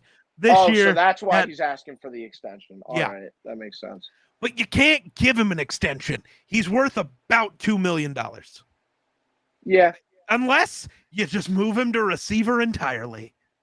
I mean, But- they basically do that. Like, But they don't. they use him like that. Like, Well, just because he's in the 'cause he backfield can't doesn't run. mean. But then you're supposed to draft someone complimentary, even though they're paying him too much to be used as just a Well, you receiving draft back. somebody. They if should draft someone complimentary. Right. You They go sign absolutely should. Zeke for like $1 million because Okay, Zeke there you costs go. nothing. And Zeke's You going to do that, a lot better. You draft Israel Abanikanda, however the hell. Whatever. You pronounce it. I just Yeah. think You my draft biggest thing is just if a they had power Zeke back in to that complement playoff him. game, they win it. If they have Absolutely. any running back that's capable of running in between the tackles, they win that playoff game. That's true. my point. That's why I'm Yeah. saying, like, you can't, like, blame Eckler because he's getting overpaid. You know? But I can blame Eckler for bitching about it. Okay, fair. You want? Yeah. I'm sorry. Know your role. If you could be a running back, you might be worth paying. Maybe. Fantasy football merchant, I fear. If he could be a running back, he could be CMC-esque, but he can't be a running back, so he's not useful. Well, Speaking he's of useful. I feel another tangent coming up. Oh, always. Well, let's avoid a tangent. And No. speaking of that, remember when some dude in my TikTok comments compared Eckler to CMC? And you came up and was like, what the hell is that? You're on drugs. That's awful. Yeah. That's bad process. So, really quick, though. I'm curious. Who did you have ahead of? I'm a ahead of homer Gibbs? and an asshole, so I'm a little I biased. think I know who it is. Who is it? Mo Ibrahim? No, Eric Gray. Oh. Okay. Eric Gray is the GOAT.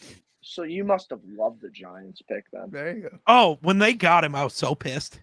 'Cause I thought he was going to fall. I knew Minnesota was taking a running back. I wanted Eric Gray so fucking bad. And they took Did- Dwayne and McBride. Dwayne McBride is Wow. such a bad pick for us because he's just worse Alexander Madison, and it makes me sad because we already have 4 running backs on the team. Dwayne McBride is already cut. Mm. I'm sorry. Yeah. There's I mean, because he's the only one who fills the exact same role as someone else. Mm. Especially seeing as Kene Nwangwu, you cannot cut. He's the yeah, best returner he's in a football. You phenomenal special teamer. Yeah, exactly. can't. Kene Nwangwu. So now, Packers. what pick are we on? We're on the Green Bay pick. You start with this one, Hammy. I figure it's your team. There you go. Lucas Van Ness. Packers fans, I know you're pissed because you kind of wanted JSN and Brian Branch and Christian Gonzalez, or you wanted the sexy pick. We all know Green Bay was not going to do it. I honestly thought if there was a wildflower Green Bay was going to do, they could have went offensive line here. Like, I honestly thought Green Bay was going to probably take offensive line for some odd reason because it's the Packers. But they decided to go with edge.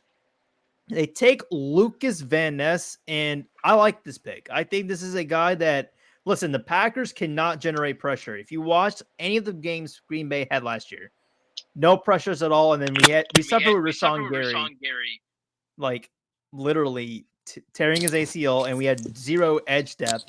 And so, like, really, you have a guy that is a beast and who's known as Hercules. If he can just fix his, technique a little bit, I think he'll be outstanding. And so, like, really, and also you have Jordan Love there. You want a good defense with Jordan Love. So just get a guy that fills a serious need, and edge was a need, and the Packers got one. I just feared that Joe Barry might use him incorrectly. So I'm good now. Who's their 3 tech at the moment? I'm just curious. Because that's the thing with Van Ness. If he doesn't work out at edge, you just bump him in at the 3 tech, and this guy's phenomenal. It's technically fuck. Who's it? Kenny Clark. Kenny Clark's their nose, is he not? Last year, no. No, not Why? last year.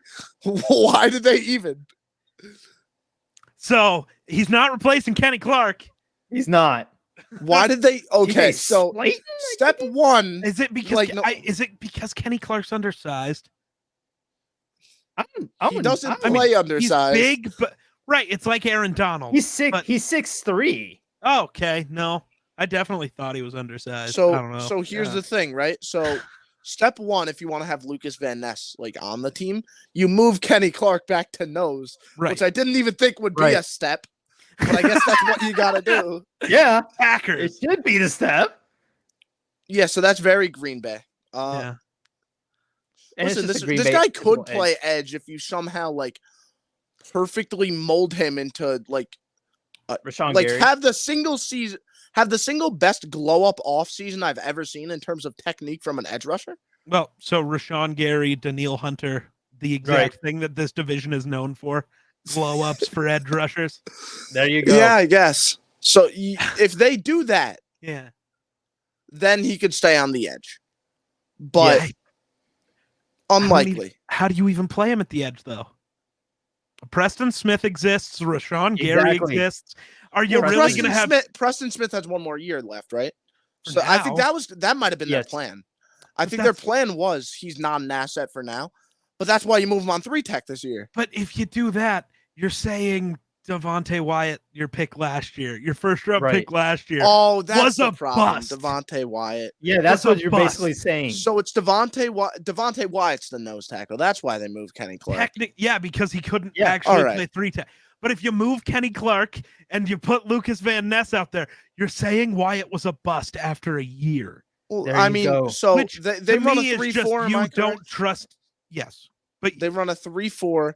Yeah. So the process here. Who's the last defensive lineman that we haven't named? Oh, my brain no worky.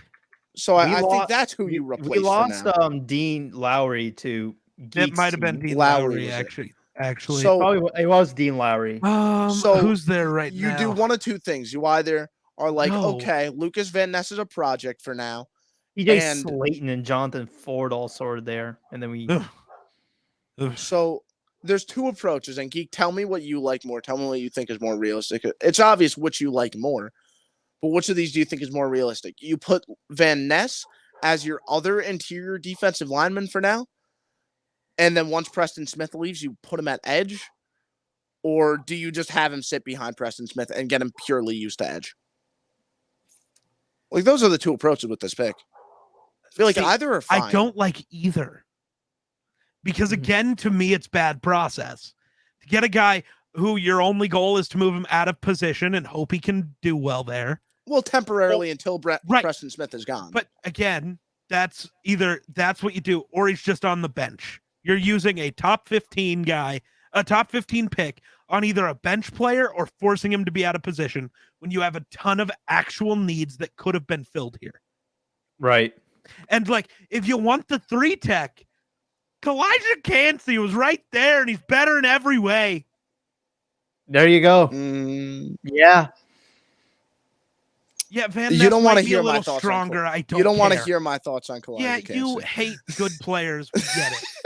I don't understand you. We're moving on from that. But like, it's just again kind of bad process when you have bigger needs with the guys to fill them right there.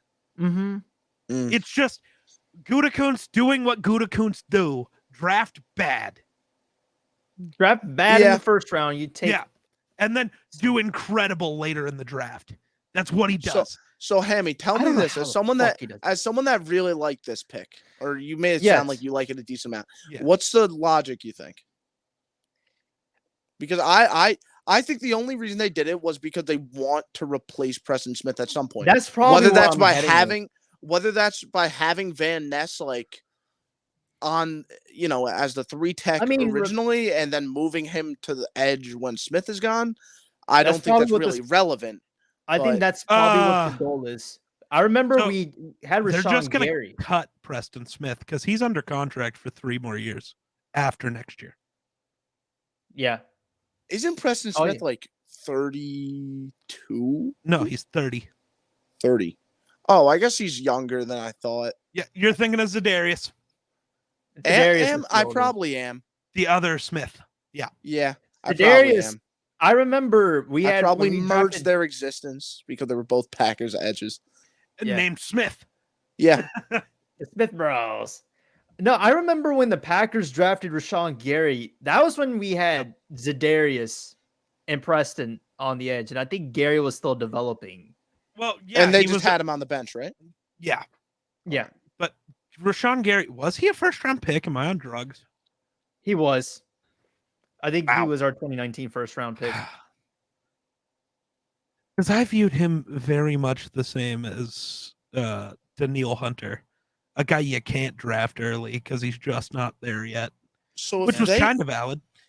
If they don't cut Preston Smith, they literally only drafted the guy to be their 3rd defensive lineman.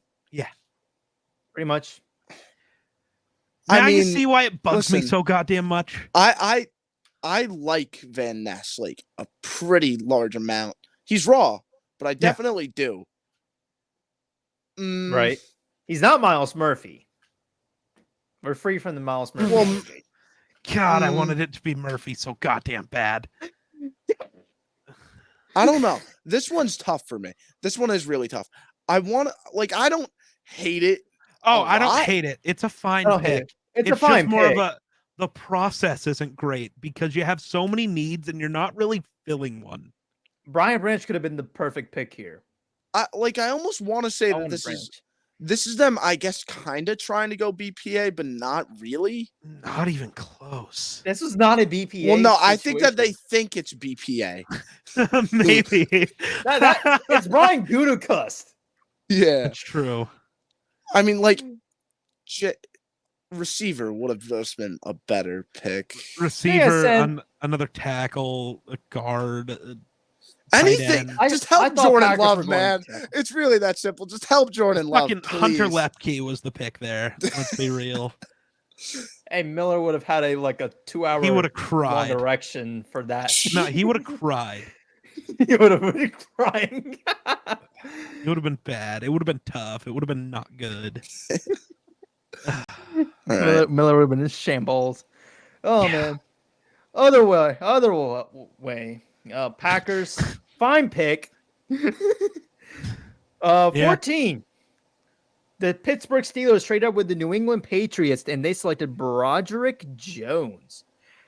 Good run blocking tackle. Needs a little bit of work in the passing game, but I mean that's kind of what the identity Pittsburgh wants to do. Run the ball. You have Najee Harris, so not a bad pick. I've heard people say that they love this pick, and I don't know why. I think Broderick Jones a decent amount. I like him, and they need a tackle. Yeah. Listen, I would have loved for Broderick Jones to go to a team that, wants to use Broderick Jones for all the, fancy shit he could do. Like, oh, look, we're having our offensive tackle go out to block for a screen pass. Isn't that awesome? Yeah. We're having our offensive tackle go, lead block for our running back that's running outside. But here's the thing. This pick really worries me because I'm afraid that this is going to make them want to run outside more with Najee, and that's been his problem. That's what Najee wants to do. And that's the problem. If Najee that's my issue. If Najee was just inside the tackle runner, which I think he's better at that, but he doesn't know it. No, he's afraid of contact, but he's too slow to run on the outside. He's a bad running back because he's dumb. When he tries to run inside, apparently Steelers fans will disagree with that statement. Well, Steelers fans, listen, as someone that once was a Steelers fan, I know Steelers fans. And Steelers fans will go ahead and tell you that Cameron Hayward is better than Aaron Donald. Steelers fans will go ahead and tell you that TJ Watt all time is the better Watt brother. Like, listen, man. Steelers fans are the last people you want to be listening to. That's a good point. That's a good point. No offense to you by any means. Najee, I'm not a Steelers fan anymore, so I don't take offense. Who are you a fan of now? Ever since I started making content about the NFL, I removed any bias to any NFL team. Gross. I am a fan of football. I have rooted against the Steelers, if you need proof of that. I'm a fan of football, but I root for the Packers. I'm rooting for the Vikings every time. Yeah, but here's the thing. Now that you're a Vikings fan, and now that people know that, when you say something bad about Chicago, they could at least say, even if it's not true, they could at least say or think for a second, this guy's only saying this because he's a Vikings fan. Cool. With me not being a Steelers fan, well, I just try and eliminate that, See, and that's the thing. That's the thing. Whether they know who you're a fan of or not, they're going to assume you're a fan of a rival because you're hating on somebody from their team. That's how it goes every time. It doesn't matter. People on the internet are fucking stupid. There you go. I've also just I have done a better job looking at football from all perspectives, from every team's perspective, since I just stopped following the Steelers. Because that's exactly I know what the Vikings are never going to do anything. Well, yeah, but when you're constantly optimistic following just your team, if I'm just watching for Pittsburgh, I am way more focused on Broderick Jones going to the Steelers than I am fucking what's like an irrelevant pick, Emmanuel Forbes to Washington. Oh yeah. Like it's not even. I'm not just saying that because it was a bad pick, which it was objectively terrible. Miller had to put out a public apology after that pick. Didn't Emmanuel Forbes' uncle Miller was like, Emmanuel Forbes isn't good. Yeah. And his uncle responded and was like, he's a first-round pick. I promise, book it. And yeah, when that pick happened, the first thing I said was, Miller, you owe someone an apology. Public apology. Yep. All right. But anyway, the apology should have just been the Shaq picture. I'm sorry, I wasn't really familiar with your game. Point is, I'm not a fan of any team because I'm able to understand the sport from all different perspectives way better without that bias. And honestly, I don't trust myself to remove bias. I don't. If I were a Steelers fan, I would be over here saying Broderick Jones is the best tackle since Joe Thomas. I'm sorry. I don't trust myself to remove bias without actually removing bias. So that's what I do. I think part of it is what half of I don't just do sports content. I do reviews of everything. So my entire life has been I have to remove my bias from whatever I'm talking about. Unless I just say, fuck you, in my biased opinion, Eric Gray is the second best running back in this class. Fuck you. I've decided. But I'll tell you, it's biased and I know it, but I don't care. Yeah. Right. Listen, the way I've approached every season has been I root for the team that I say is going to do well. Sure. I'm a bandwagon with extra steps is what I like to call it. So I do that a lot. I root for teams I like. So the Rams, right? The Rams, when they first got Stafford, the second that trade happened, I said that they're going to win the Super Bowl. First off, I was right. Look at me. I'm tooting my horn. Me too. Woohoo. High five. Same. But yeah, I was rooting for them the entire year. This year, I'm not saying Seattle's going to win it all, but I do like Seattle a lot right now. I'm telling you that. And that's a little bit of a hot take, and that's why I like it even more. So I'm rooting for them. I like Malik Willis. So whatever team he gets picked up by, and if he starts at some point there, I'm probably going to like that team a lot. I just want somebody at some point to be the unbiased person who roots for the Vikings. It's never happened in the history of time. It's going to happen if the Vikings become like a really damn good football team. And I like Except them. they are. Yeah, they are, but are they the Chiefs? No, but are they the second best team in the NFC and it's pretty clear cut? Yes. No, the Eagles and 49ers are both better, objectively. The 49ers don't have a quarterback on their roster who's Shanahan. worth the shit. Don't Shanahan. care. I don't care. I care. No, because we've seen this too many times with Jimmy fucking Garoppolo. When you get into a game that matters, the better quarterback is going to win because they can't make the play. Purdy's not making the play. Darnold's not making the play. Garoppolo's bad, and he hurts the team. Brock Purdy's bad, but he won't hurt the team. Right, but he won't make the play that'll win you the game either. But they won't need to. They have McCaffrey now. That doesn't matter. True. As we literally watched this in the Eagles game. Well, yes. So here's the thing, right? First off, the Eagles game, they didn't have a quarterback. Okay, let's start off with that. One. Even when they did. The game wasn't barely doing started. Anything. And then they got another quarterback. Bryce Perkins exists. It wasn't even Bryce Perkins. Yeah, that's what I thought. That's what I thought. But it doesn't matter. If you're saying you don't even know Shanahan's his name. You don't even know his name. But if you're actually, I do. It was Josh Johnson. My brain is just broken. And the fact that you got his name wrong proves my point. They basically didn't have a quarterback. No, okay? Josh Johnson has existed and started on a bunch of teams. I'm sorry I mixed up my shitty third string quarterback. Shitty third string quarterback. I'm sorry that they didn't win an NFC championship with a third string quarterback. You don't get to tell me, well, Shanahan just makes everything fine and then go, well, he had this quarterback. Purdy shouldn't be good either. He was a 7th round pick. Okay, but Purdy was winning games. Right. Josh Johnson wasn't. We don't know that. He got to play all of like a quarter and a half. And in that quarter half, he didn't. My point is, Garoppolo's different because Garoppolo literally did stuff like unimaginable that would hurt the team. Purdy just like misses throws here and there. All right. Purdy won't turn the ball over. His mistakes are bad, but they don't cost them. Turnover worthy plays. Purdy had a ton. He'd just either get bailed out by the Niners or bailed out by Tariq Woolen dropping 4 interceptions. Or George Kittle making a ridiculous catch. Oh, yeah. That Seattle game, I forgot. It was pretty bad. But that's how Purdy's entire season was. Right. People just got swept up in the Niners keep winning games until the game started to matter. And then they didn't. Like, yeah, you lucked out and beat the Seahawks, who shouldn't have fucking been there anyways. Right. And then, cool, you beat what? The Cowboys? Are any of you going to tell me the Cowboys are a real goddamn football team? Really? I'm not even counting the Cowboys this year. It really wasn't, though. Yeah, towards the end. No, towards the end when Anthony Brown went down, but still it was still very good. Decent pressure. Their secondary was bad. When Anthony Brown went down. Anthony Brown with Anthony Brown, it wasn't that good. Anthony Brown's not that good. Yeah, but their pressure made a much bigger deal.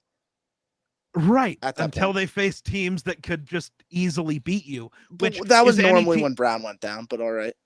But even with Brown, if you had a guy who could win off the line of scrimmage against Brown, like really quickly, you torched him every time. Yeah. Anthony Brown's not good. Like, so. Yeah. Well, no, he's not a stud, but they were. And Micah Parsons is a fucking psycho. So, like, their defense wasn't that bad. And that was exactly it. Anthony Brown wasn't a stud, but he was good enough for Micah Parsons to get to the quarterback. Once Anthony Brown went down, there was no one. No. But it's also this thing where the defense matters. They have an incredible defense. I know that the Niners secondary sucks too. That's why a team like the Eagles, whose offensive line was good enough to give you time, you got to dissect them pretty easily. Yeah. Like any team with a good O-line could do that. If you can stop the pressure, which is really hard to do. There's a mixture of stop the pressure, but also have Jalen Hurts who can get away from it. Like, that was important. But the Niners are a really good team, but they're a quarterback away, and their secondary is still atrocious. It's actually so much worse now. Yeah. The Niners, Shanahan's great, and they're going to win the NFC West, probably. Seattle's weird. I'm actually big on Seattle this year. Right. Seattle's weird, but they're going to make the playoffs and make some noise. But when it comes down to crunch time, well, it's going to be a mixture of their quarterback's not going to be good enough to get it done, and Shanahan's going to do what he always does in crunch time in the playoffs. So what do you love about the Vikings that make you say that they're number 2? Specifically, it's just their offense. You got Kevin O'Connell, who gets to be, but that, and the reason they didn't win in the playoffs was not Brian Flores, wrong guy, Ed Donatel. Yeah. And now they have possible. Flores. And they have Brian Flores, which is a big step up. Really 100%. good pieces on defense. I'm sorry. Daniil Hunter will not be in coverage again. Yeah. I don't know how many times that happened. Daniil Hunter, a top 10 edge rusher, was in coverage more than he rushed the passer. That won't happen again. Yeah. Daniel Jones, I don't know how that happened. But it was also I don't know. Listen, I know Purdy might not be good. All right. And it's worrying with the 49ers quarterback, sure.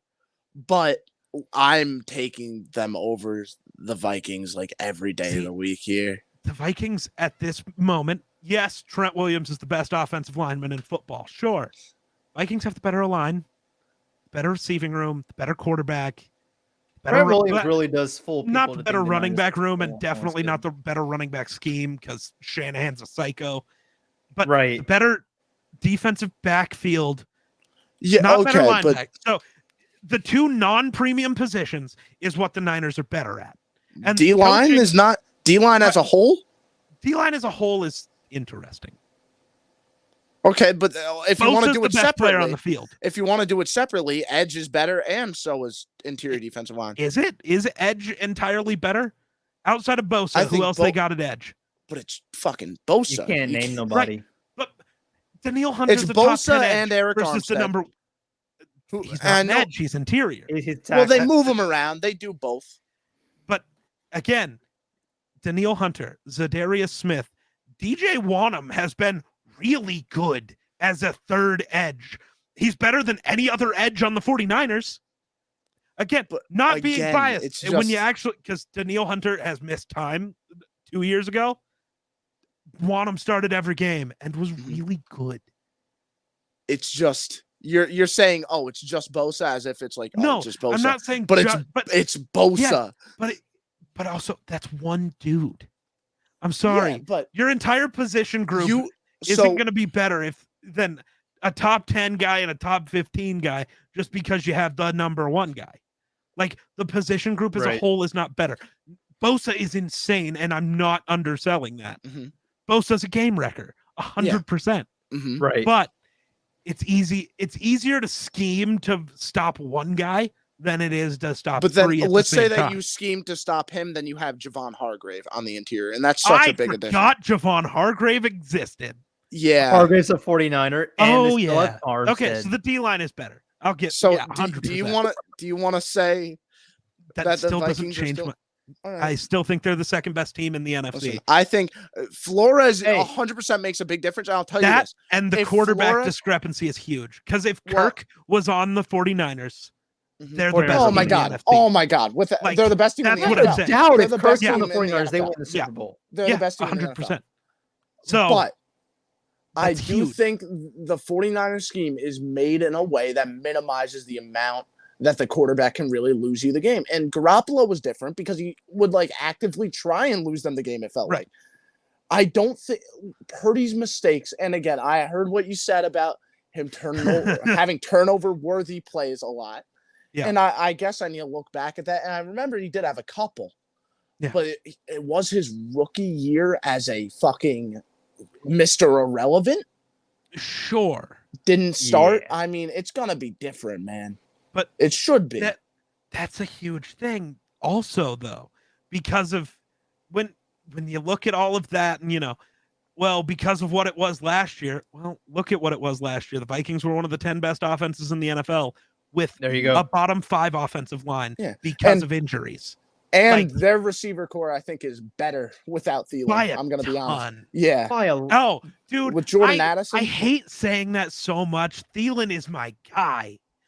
Last year, he couldn't Justin separate. Jefferson ranked 5th in average yards per route run. They didn't have another receiver in the top 100, the Vikings. No. Not one. Because you couldn't. Thielen was a slot guy. Yeah, well, and a lot of that I 100% believe is because of the way the O-line was. Without Brian O'Neill and Darisaw for a lot of the year, and Darisaw was gone, and that was Ed big. Ingram, that was rough, to say the least. Hopefully he can improve. Maybe just Garrett don't Bradbury. step on Kirk. Bradbury's fine unless you play Dexter Lawrence. Enormous dudes. Because especially the Giants D-line, it was weird and it would be the kind of the same with the Niners. Well, Dexter Lawrence was the reason they won that game. You 100% agree, right? Yeah. Dexter Lawrence and Leonard fucking Williams. I almost said Leonard Williams. Dude, that front 7 for the Giants was just incredible. It was really just the D-line. Well, Their linebackers are there were two things. There were 2 things for the Giants that won them that game. One was Dexter Lawrence. The second was Ed Donatel. I'm sorry. That Ed Donatel. You cannot that is such Isaiah a big step. Defense. That is, well, I'll say this about. Listen, I'm probably the only big Isaiah Hodgins supporter, I guess. I'm not even saying the guy's a stud, but the guy's. If there's one word I could use to describe him, he's a pesky son of a bitch. Yeah. It's just, if you're running zone, he will just find the most fucking annoying hole in your defense and just sit there. That's the there thing. you go. But you can't let it happen play after play after play. Right. Because what was Hodgins doing? You know where he was at every time? That zone that Danielle Hunter is supposed to cover for some fucking reason. Yeah. Dude, I promise it's going to get Brian Flores a job because we're going to go from legitimately the worst defense in football to a borderline top 10 unit because we still have incredible players, especially with the addition. Byron Murphy is better than any quarterback we had on the roster last year. Byron. Yes. I've been saying Byron Murphy's going to step up every season. He has been pretty good. But but he never took the elite jump that I wanted. And he might now because Brian Flores is that fucking dude. Brian, I would say that's 100% the difference maker. I'll tell you this. And then if the Vikings make it to Andrew Booth is another young guy, and I was going to say the rookie class from last year not existing was huge. They were all there. Injured. You go. Next year was injured too. If they're Lewisine, if they're a very capable defense, I would say top. I don't want to say close to top 10, 20. but if I'm looking at them, well, no, but I'm saying to be the second best team in the NFC. If I'm looking at that defense and I'm confident in their ability, and I'm really seeing a Flores, not just a Flores masterclass, but it's Flores using good pieces and those pieces are being utilized well and all that stuff. Then I'd 100% say, not 100%, but I would understand it a little bit more. And maybe I would even say it, but at the moment, I'm really it's not. Just my faith in Brian Flores and knowing what the pieces are. And Danielle Hunter was the youngest player ever to 60 sacks. He is one of the best edge rushers in football as long as he's healthy. Which there you go. He had a neck injury, which that's a problem. So he missed all of 2020 and then a lot of 2021. But he was back healthy, didn't miss a game last year. Big Z, I know there was the weird he wants out thing, but apparently we're not letting him. And his contract is weird. He has to play to actually earn it. So, you can't hold out. You'll make no money. So, if the Vikings say you're there, you're there. And Za'Darius, as much as he may want out for whatever reason, it's all money related. Surprisingly, he's still making like $18 million this year, but he needs more. Exactly. They don't have a running game at all. And is that going to change, you think, or no? Minnesota? I mean, Dalvin Cook was horrendous last year. I mean, you say that, but with the worst, one of the worst lines in football, he still had 1,200 yards and 7 touchdowns and was right. The issue is, yeah, I guess their offensive line was really banged up. I guess I never really thought it. Like, I knew Darisaw was down, and that obviously was big. And then Brian O'Neill got hurt later, and it's done. Yeah, you're cooked. So I guess that's probably part of it. And then Garrett Bradbury missed like 6 games. I never really thought about it in context. I know that. I knew that Cook put up big numbers because, well, they were up big. Actually, no, that's not necessarily true. Because there were a lot of times, there were some games where they were up big. They were like, am I right? No, there was not a single one. Their biggest lead ever was the Packers, which they won that game by what, 17? No, I'm not talking about final score, but there were points where they were up big. Correct? They had to come back almost every game. Well, yeah, I know that, but they never not big leads. No. Oh, okay, then never mind. Like, it was hard to watch. It's just crazy to think they were such a good offense, but they never held like a 17-point lead at any point. Because their defense couldn't do anything. Yeah, like, Donatel was bad. What it was is the reason they could make the comebacks though is because Harrison Smith, Eric Kendricks, Big Z, Pat Kendricks is gone. I still don't. Why did they let Kendricks walk? Just really quick before we finally stop. $18 million. $18 million. Oh, was that what was. he was worth. You think it was money? So he got cut. Well, he got cut. It was entirely money. Well, no, I knew he got cut. Yeah, he didn't want to restructure either because they tried. Okay. They wanted to bring him back. Same with Thielen. We actually did try to keep him, but for a quarter of what he had, and he said no. So we said bye. Which you got to do sometimes. I hate it. Yeah, that's 100% part of it. That's what kept us in those games. Not what kept us in those, because they would play bad as well early on. But at the end of games, when you needed something, the savvy veterans could come up with something. They would make a play that would allow us to have a shot. As the offense had to continuously shoot out with teams. And that's why Dallas was the one team that blew us out. Yeah. They cooked our O-line, so our offense couldn't do anything. Mm-hmm. We had no time to get the ball to Jefferson. And then our defense didn't exist. Well, the defense didn't exist all season, really. But, that was a problem. The Cowboys had total enough skill players to just destroy it. Yeah. Like, all right. So now let's go back to the draft. You think? No, I liked that conversation. That was fun. We got really into it. No, did we? Well, no, I liked. Yeah, we get deep into it. I like that. Yeah, I love it too, dude. I'm glad that you're actually sticking up for your Vikings because I've been doing this. Have you been seeing what I've been tweeting out about the Vikings and the amount of? I keep seeing people saying the Bears are really likely to knock us off as the leaders in the North. Or the Lions are a better team. No. Well, I honestly am on the Minnesota train. Minnesota might win this. Now, again, I think my understanding of what Flores might be able to do with those pieces might be a little bit off. But you completely rule out Detroit winning it? Yes. You do. What improvement do you think they make to their defense? The secondary. Is it that much? Cam Sutton's getting paid $12 million to go be corner one. He's not that good.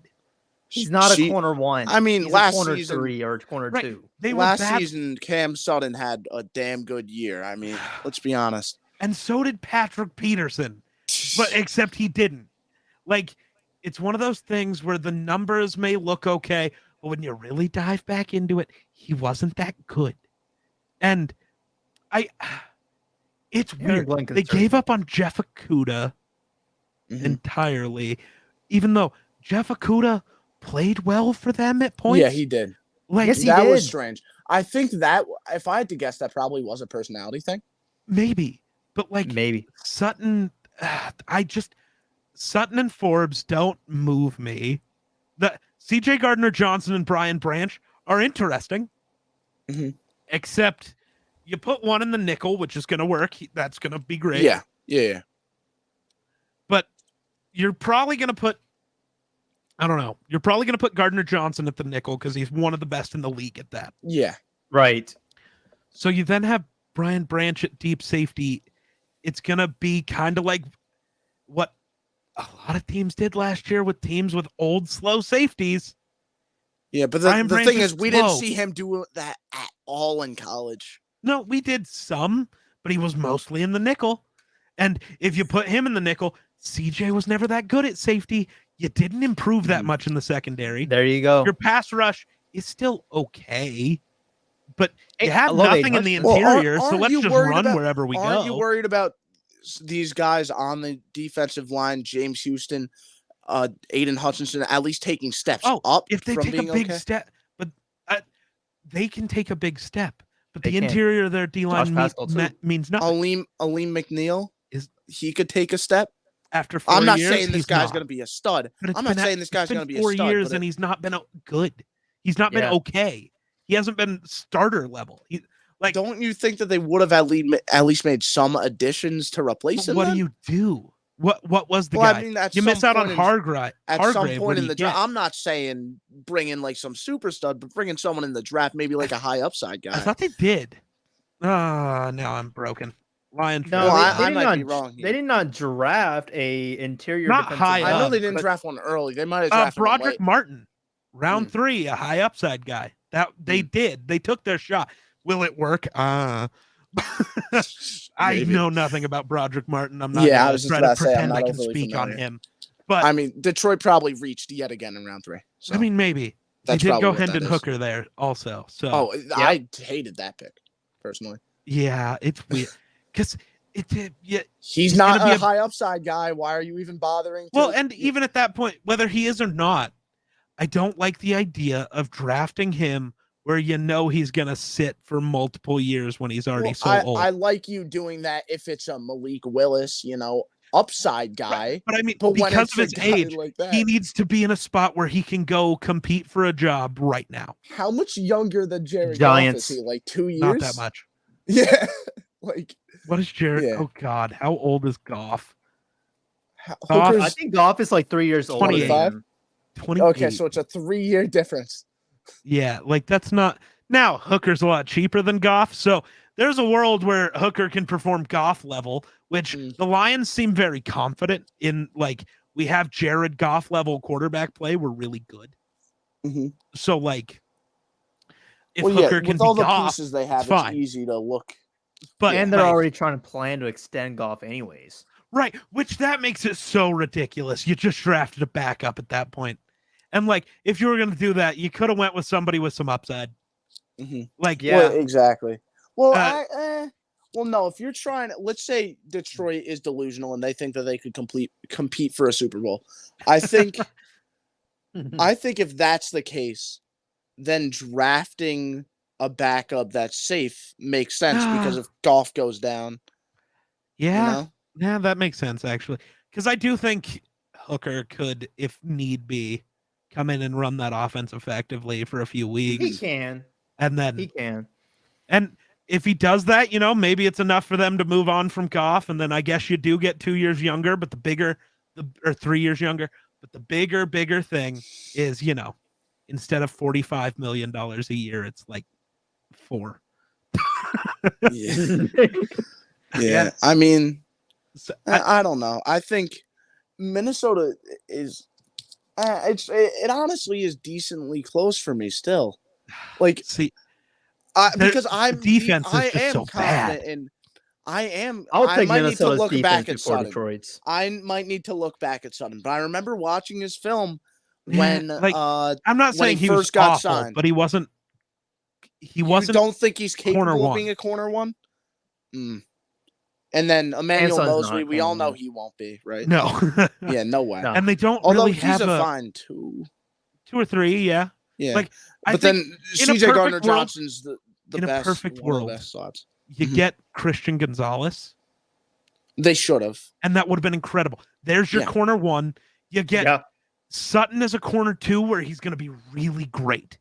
And then Forbes gets to be, there's a lot of times you're running 4 or 5 corners anyways, so he gets to be your corner 3 and be less in trouble while you have Gardner Johnson in the nickel and you actually have a really good secondary that can matter. Yeah. But then the addition to the linebacker core of Jack Campbell with the bad interior defensive line, it helps make up for that. It helps make up for the run Even though game it was a a little reach, bit. it helps with that. Not for not the a pass. little bit. It helps a pretty decent amount, I would say, not just a little. Well, I think you might be underselling it a little bit. Well, it's one of those things. Anzalone, I'm not a big fan of anyways, but that's with them, they like him Anzalone's more as like a field general. He knows he's the type of guy to Jack Campbell is. That's the other they issue. like him more to Dan Campbell type of big. They like him more because he's just been with the team for a decent amount of time. There's a reason the Vikings are keeping Jordan Hicks around. When we all know Ivan Pace and Brian Asamoah should just be the 2 linebackers next year, they won't be because Hicks exists. And you need the veteran who understands what's going on. Exactly. Which would have been Kendricks. He just wanted too much money. So you keep Hicks instead. Yeah. Right. But like that's why they keep Anzalone around. And I don't think Anzalone's definitely Rodrigo. not a liability. No. Anzalone's can definitely be. You would say he's a liability? I don't know. I think that's exaggerating. I'd say the same thing about Jordan Hicks, though. Genuinely. Well, I didn't say he was. But no, I'm saying I would say the same thing about him. These guys who aren't that good, but you're just keeping them around because they know the system and they can be kind of okay sometimes. No, that's garbage. Well, I think he. I don't know. I don't think he's terrible. I don't think he's a starting caliber player. There's no world where you can actually have 3 linebackers on the field. If you want to have 4 down linemen, you just can't. None of those guys are good enough in coverage to exist. That's kind of maybe the if thing. you're now, the linebacker, Brian Asamoah can be your 3rd linebacker because he's almost just a safety. He's fast enough and good enough in coverage that he can do that. But all of Detroit's linebackers aren't that. They're all big and slow and run defenders.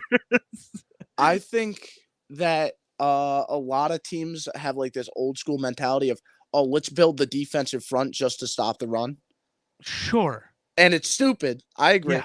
And that's why I really think what Chicago's doing with the linebackers that they signed, that's going to become the new meta. Yeah, that makes team sense, building because they're just uber athletic, good in coverage. And that's going to be a requirement for all linebackers. Right. Yeah. In the future. That's why I still love Brian Asamoah. Yeah. As many issues as he had. Dude's a freak. And actually, at the end of the year, when he finally got playing time, dude kind of was awesome. He didn't get enough time on the field for me to be liked him. Dude's going to be great. I liked him as a prospect. But it's man, I saw flashes. And that's what I want to see out of a 3rd round guy who hopefully can maybe one day start. I saw flashes, and I love that. And I don't know. It's mostly Flores I've seen be an actual defensive coordinator with a good defense. Well, I've never seen that from Aaron Glenn. You understand Flores is going to be gone from Minnesota next year. He's going to be a head coach. There's no way he continue. He hasn't been a head coach for far too long already. There's one reason I don't buy that. I think he could stay in Minnesota for a lot longer than people expect. Why? The same as the B-enemy thing. What owner, he's going to be, without a doubt, the most qualified, best head coaching candidate on the market every time, but he's going to get passed up because the owners are going to hate him. Oh, because of the lawsuit? You're saying the lawsuit, and then Tua disliked him. A lot of Dolphins players disliked him as a head coach. You're looking at a guy, and I don't know if any of that's accurate. And with Tua, maybe it is, because maybe Tua was never Flores's guy, and he didn't want him, and he made that clear, which he kind of did with the fact that he benched him for Fitzpatrick. Flores, and then, the Dolphins owner, all the owners are close and love each other, and Dolphins owner is going to talk about how insubordinate he was and wouldn't listen when I told him to lose games on purpose, and he went on a 9-game winning streak, and You know what team's gonna sign him as a head coach? When Belichick retires, he's gonna be the New England Patriots head coach. I can see that. Book it right now. I can see that. But that means he'll be Minnesota's defensive coordinator for a few years. Yeah. Unless the Patriots are finally you know what? This is the guy who let Matt Patricia be the offensive coordinator. We're pulling the plug if you don't retire. But I don't know if the It's Bill Patriots are Belichick. decent, which they could be. So, especially, I don't know, dude. The fact that we'll get to what he got in a minute. I don't know. I don't know how much longer I got in me. It's almost 1 o'clock. Let's get through the 16. We're doing 16. Yeah. We fucked up here. Bad. I tried to cut off the tangent, and then you were like, I like both of us would get back into it. It was no. Good You tangent. were like, I liked it. It was a good tangent. It was a good tangent. I was having fun. Great. Today in school is gonna suck, but yeah. Sorry, man. Nah, you're No, good. You're good. You're good. I made this decision. Also, don't bring me on a show if you don't want to talk forever. I'm good with this. I should have I just wish it was earlier. Why did you think I invited you, Geek? I wanted you to be on this. I like at least they're good conversations, man. That's valid. Love it. We're not screaming I'm just hoping us talking enough overshadows the fact that I thought Paris Johnson went for pretty much 2 first rounders. Well, you just brought it up again after the tangent. There you go. Now we got. Who's the next pick? I genuinely don't know where we are. Oh. Bad pick. Okay, next one. Horrible process. This is just horrible. Like, again, what is with the bad process here? I don't know. I'm sorry. It's not with the Lions. What did the Lions do? Did they contaminate the other teams for bad Bring in process? Aaron Rodgers, therefore you think that your team is the most complete thing since the fucking 85 Bears. Dude, and that makes you think that you could just bring in a third down edge rusher and with the 13th overall pick. What fucks me up so much is if you were just going to do an edge rusher that's just going to exist. Nolan Smith. You just bring him in Smith because is better in every way at everything possible. Why McDonald? I don't care if it's this wide 9 front. And bigger issue. You needed a tackle. Anton Harrison's on the board. Yes. You needed this. And he's pro ready. You don't really have a slot receiver. You can always give Rodgers more weapons. JSN's right there. Yeah. But Randall Cobb's going to play that role. Oh, my God. Fuck. So much fuck off. No. Your corners are really good. Yes. But imagine a world where you have Sauce and Christian Gonzalez. Dude, just saying, fuck you. You can't throw here. Because now suddenly Bryce Hall and DJ. What the fuck is his name? Bryce Hall. No, Bryce Hall. No. DJ Reader. DJ Reed. No, DJ Reader's the D lineman. It's DJ Reed, I think. DJ Reed. There you go. DJ Reed. I gotta look it up because now I'm concerned. But I'm pretty sure imagine that's your corner room. You're just suddenly the 2012 Jets again. If you want to stay in secondary, Brian Branch would have been cool. Brian Branch would have been fucking ridiculous. You know what? And I've talked about it a couple of times. You talked about tackle. And obviously replace Mekhi Becton. I think that'd be smart. Well, no, even if it's just the other tackle. Yeah, a starting tackle for them. Even if it's just the other tackle. But I think it's even more crucial when you keep in mind that Mekhi Becton's going to get injured again. And then you know what? Fuck it. Let's talk about the other. Or I guess they have their guards, right? Yeah, Vera Tucker and Laken Tomlinson. Yeah, okay. And then Connor McGovern at center, so you don't. Yeah. And they even took one of those later. They got Joe Tippmann, so W for them. I think it's just terrible. And it looks process. so bad that they traded for Jermaine Johnson last year. Yeah, that makes no sense now.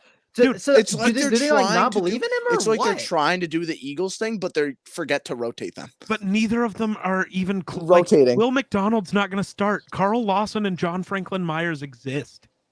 No, but it's okay. He'll play the wide 9. Oh my God. He'll play the wide 9 on third downs only. DJ Reed. I said it. Yeah, you did. You're the GOAT. Also, Michael Carter, he's there. You could have had the coolest secondary. Either way you do that.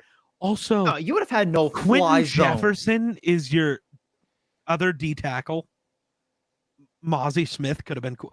Mozzie and Quinnen Williams would have been fucking ridiculous. You just got a wall. You got a fucking wall, and you're gonna terrorize your fucking division with that. You go edge 4. That just edge. It's bad. You consider that edge 4? I consider him edge fucking 13. Well, I think he's gonna be better than Michael Clemens and Bryce Huff.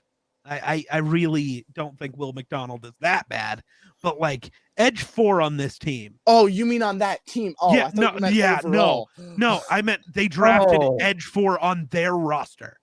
Oh, okay. Well, yeah, that's still stupid. Like, but that's just bad process. Not to I don't know mention how many that times I have to say this. Bad process, and then the next. no, pick, it was especially bad just process. It was just especially like the mid first was just so much bad process. It's the Lions. It's the Lions. The the Lions sandwich triggered in between bad the process. Lions pick. But then they also ended it, right? Was it right No. after they stopped? Was it No. not?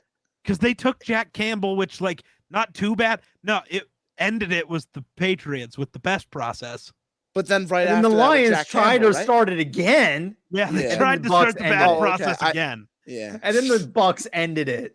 Yeah, the Bucks ended it and then run on receiver. Actually, no. I actually like Kalijah Kancey going there just because Vita Vea kind of counteracts everything that I don't like about That's Kalijah also Kancey. the thing. Kancey could have been cool on the interior for the Jets too. Yes. Because Quinnen Williams already exists. Yeah. So I feel for Kancey to be good, he needs to be surrounded by the right defensive lineman, not just one. He needs like multiple. Well, and yeah. I think Carl Lawson and John Franklin Myers both are good enough run defenders for you to be like, okay, we'll have this guy that gets pushed around a bit. Right. Like, and that's why I don't again hate the Jets, the guy. man. I just don't think it's he's bad a process. first rounder. Because every player imaginable at every other position was better. You know what? Fuck it was draft a better quarterback for the post-Rodgers era. Right? Levis. Go Levis. Levis would be a better pick. Dude, fucking Eric Gray. That's the pick here. I honestly would have hated it less. Like, that's the issue. This is so bad. It's so bad. Will McDonald. I don't know what the hell they were thinking. There's so many better edge rushers on the board. No, I'll tell you what they were thinking. They were thinking Uzama was better. They were thinking, oh, you know what?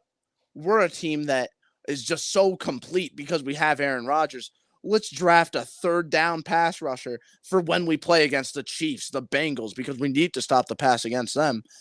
So we'll bring in the guy who has so much upside, like Will McDonald, because he was bad in a bad scheme. So that means if you put him in a good scheme, he'll be the best player ever. So much upside. That's terrible. There are higher upside guys, though. Well, like, I just you wanted edge. Noah Smith was there. The flawed thought process. I know. The flawed thought process was, they used him wrong. So that means if you use him right, he becomes the best player of all time. You could have gone even just a rotational edge guy. There's better. Better. Yeah. Kancey's a better rusher. He'll go home way more often than Will McDonald ever will. Yes. Absolutely. Yeah, so definitely better. If you really wanted McDonald, could have gone second round. Nolan Smith, BJ. BJ. I still love Adebawore. Uzama's great. Yes. Dude. There's so many. It's just literally every player on the board's a better pick. Okay, next pick. On to the final bad process. Final bad process, the command strips took Emmanuel Forbes. So let me play devil's advocate here. Forbes, Christian Gonzalez is on the board. Well, yeah, I know. That's why. That's the only reason. That's the biggest. That's the negative about this. 100%. Well, Forbes is obviously small and all that stuff, but the real reason is Gonzalez better. So me and Miller have talked about this a few times, going over different schemes and where Forbes can work. It fits. Washington is a great place for Forbes. Mm-hmm. It is entirely just the bad process of the best corner in this draft was on the board.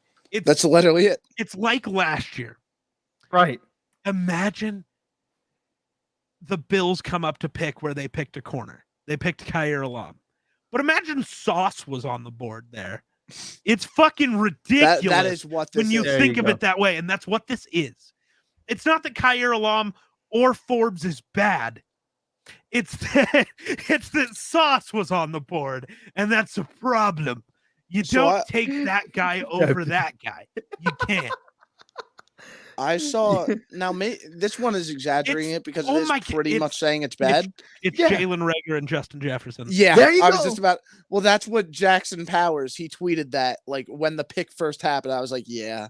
I mean, it is, man. Nah, but it's different. Jalen Reagor's different, was way worse.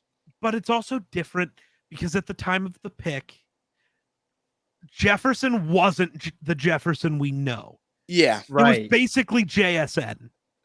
Like, exactly. That's kind of how he was viewed. He was only a slot You know what guy. this is? This is Derek Stingley. Stingley. This is Derek Stingley and Sauce Gardner. Kinda, yeah. Because Stingley's still good. Stingley's still good. Emmanuel Forbes is still good. Right, but Stingley and Sauce were a lot closer than Forbes and Gonzalez. Yeah, that's the thing. There was legitimate in some people's book. I was not. I was a realist on Stingley, so I win. What does that mean? A realist? It means that I thought that Sauce Gardner was way, way, way better, but Stingley was still fine. Yeah, I definitely didn't think it was way, way, way better. And we can't even go off this year. Stingley had 8 did not play.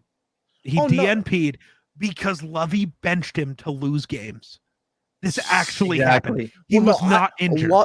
I actually love Lovey for just saying "fuck you" to the Texans after they. I'm so mad about it though. No, but the Texans and then openly the bad process said to the of media Lovey. that they were going to fire him.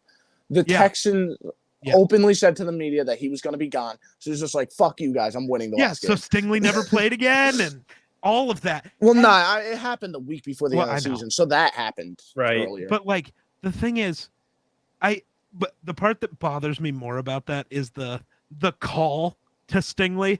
You ready to come cover wide receiver ones man to man every game, and never played a single rep in man, not one.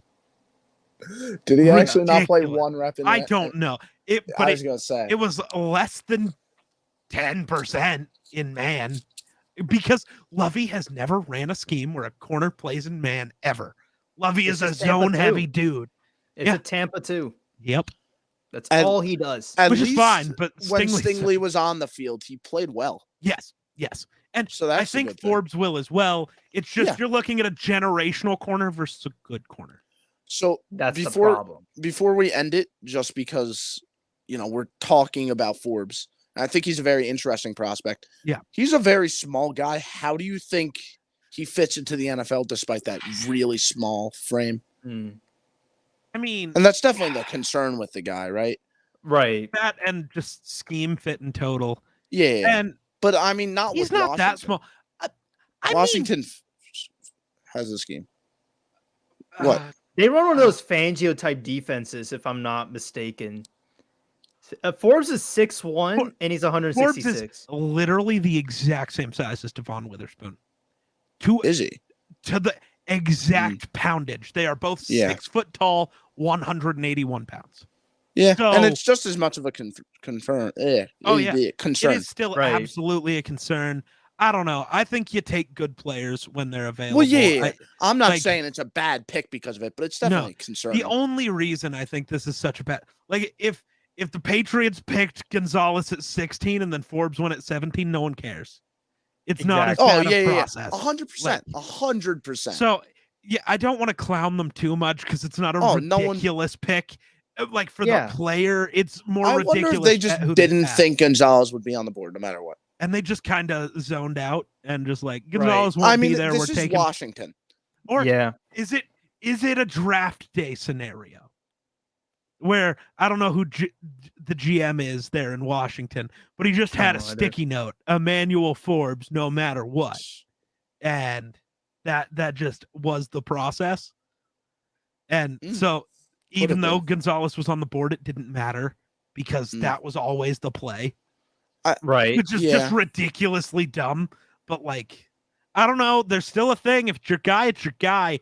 But also, I know you didn't expect Gonzalez to be there, but fuck it. You gotta change up. Yeah. Right. Or what if it's just they completely just was like, we might just submit the incorrect card and let's just put Forbes in and just not do a Christian Gonzalez.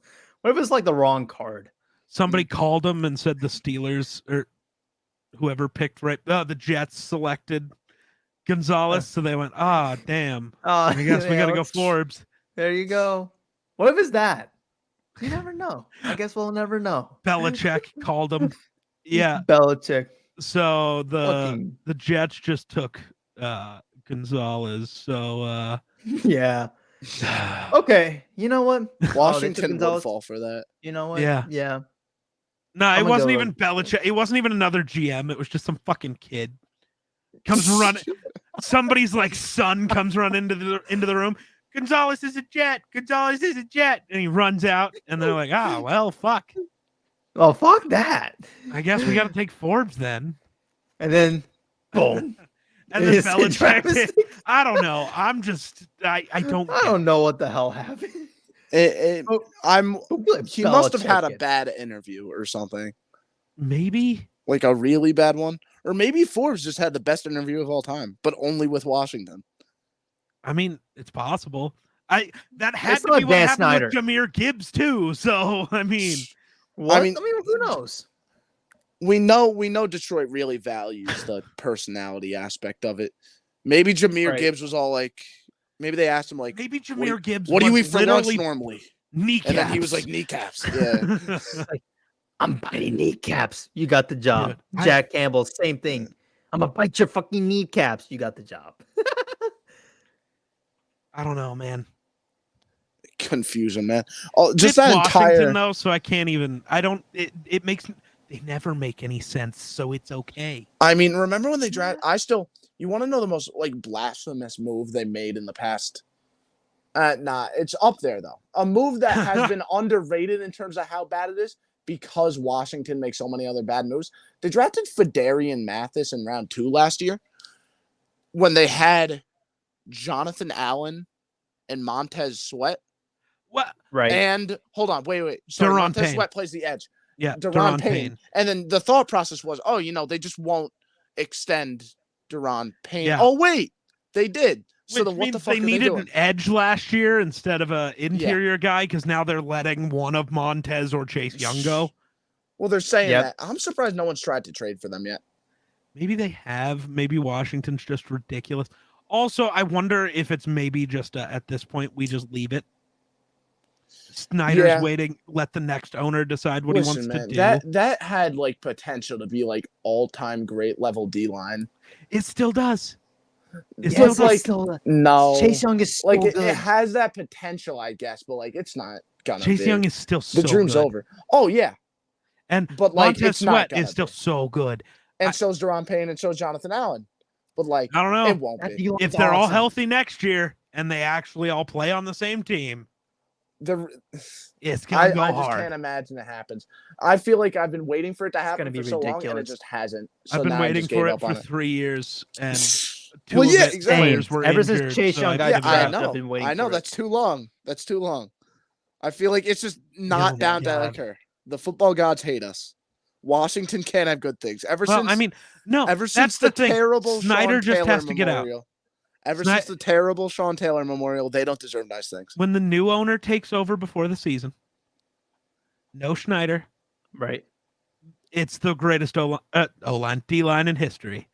Because it's not fucking Schneider anymore. The football gods will bless First, Washington. They have to fix the Sean Taylor memorial.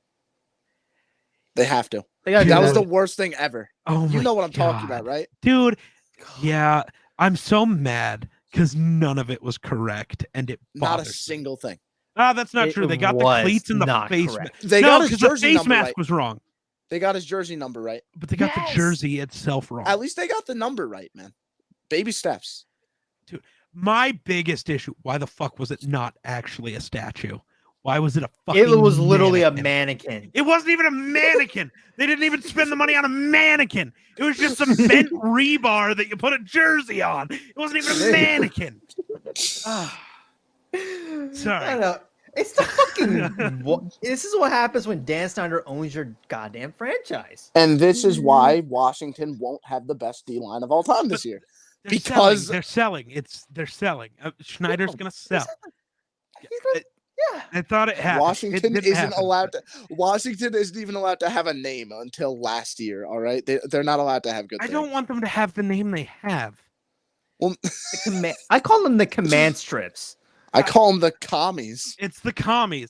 I still think the NFL needs to listen to me on the Week 18 games. Have it be the same game every year, and yet I did it. I worked out exactly what the game should be, but every year it would be Patriots Commanders, so we could always have the Cold War, Patriots Commies, Cold War every year, week 18. There and then you it go. was like Vikings Bills, because the two teams who suffer the most heartbreak, they just can't get it done when it matters most. It was all an AFC team versus an NFC team, so it was Broncos, Seahawks, relatively close, used to be division rivals. It would work. Russell Wilson. But when I made this plan, that hadn't happened. This was Niners Raiders, because the Battle of the Bay used to be a thing. And then every city with two teams, they're in opposite conferences. So cool, you get the Battle of the Cities every time. You get the Battle of the Big Cats in multiple different ways. I think I had Bengals, Lions, Panthers, Jaguars. And then maybe Dolphins, Saints. I'd have to find the paper. But you do Steelers, that. Eagles. You just create another rivalry every year that takes place. They go back and forth. Who's at home? Just add another rivalry that gets to exist because you play each other every year, no matter what.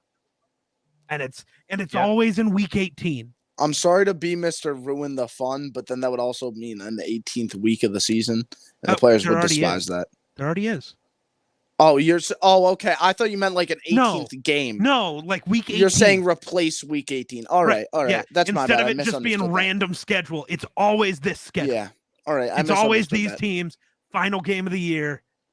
Or, maybe you pick a different week, because maybe you like having week 18 be the divisional games where, it impacts playoffs and seeding and whatever. Cool. Right. And then there'll be some something. teams that have already clinched and they will be resting their starters. Yeah. So, yeah. But you know what I mean? You do one week that is just this random AFC. It's the AFC NFC week. It's rivals week. It's something. Do something cool. Yeah. Instead, we just get an extra game that doesn't matter. And it makes me sad. Out of curiosity, who did you have Green Bay against? Green Bay and the Patriots. Because I couldn't figure out what to do for the Patriots. Didn't you say the Commanders? Oh, yeah. No, it wasn't the Patriots. Who the fuck did I have Green Bay against? Oh, wait. Actually, it might have been the Commanders, because at the time, you said the Russell Wilson trade didn't happen. Yeah, hold on. The Commanders weren't named yet. That's true. Let me see if I can find it. You want to... What do we still have left to actually discuss? I'm stalling for time. Fuck. I'm stalling for time because I don't know where my notes app is. I mean, we already talked about the Emmanuel Forbes pick. We did 16, so I guess we're done. Yeah, we're technically done. Technically, yeah. Okay. Pretty much. Okay. Yeah. Oh no. At the time, I thought the commies one would be cool, but it doesn't make sense because the Commanders play in Maryland. So do the Ravens. So you have the Maryland Bowl. Commanders, Ravens. And then it was Packers, Patriots. Which I guess you could just flip that. Maybe. Makes less sense, though. That would be the one spot where it would make less sense if you flipped it.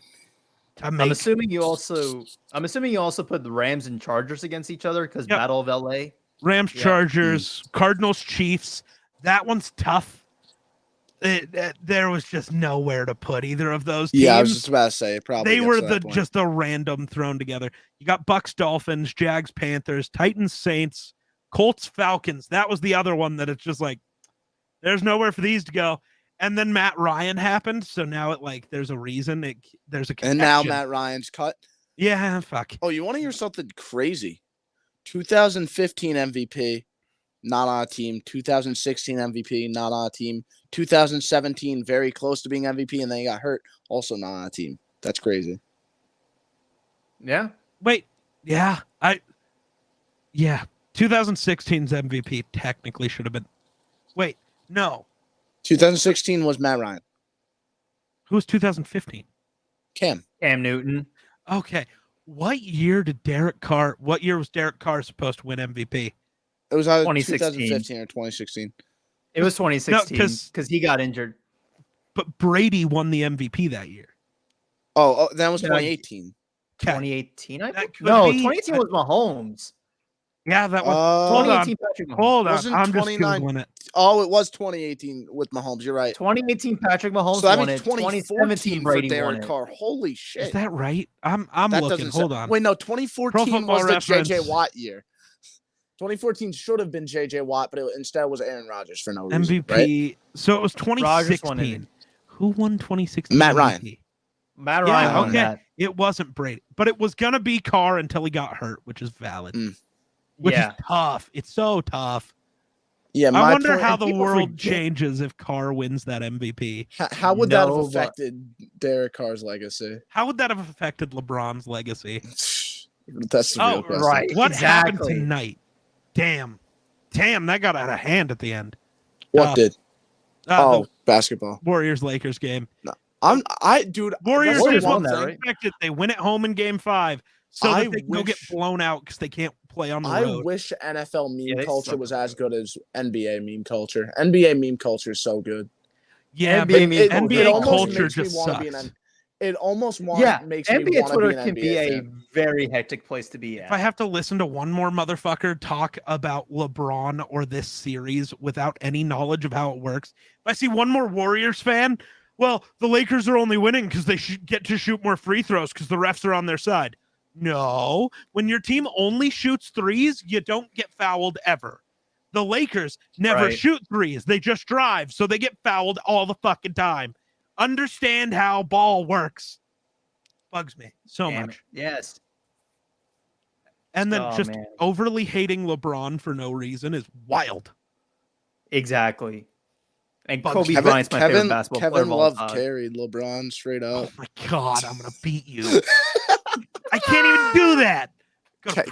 Kevin Love's my favorite player for no reason. The GOAT. The only reason I love Kevin Love is because when the Cavs were when it was basically Cavs Golden State every year in the championship, during that era, whatever you want to call it, I don't even know why. I really wish I did. I was like, oh, you know what? I'm rooting for the Cavs because I like LeBron, I think. I think that was why. That's valid. Because I liked his highlights. Valid. And then I was like, what is it? I'm trying to think. I know there's some random reason. I think it was literally Kyrie's good and LeBron's good. I want to like the guy who isn't as good. And Kevin Love wears 0, and that number is funny. So I like Kevin Love. Valid. W.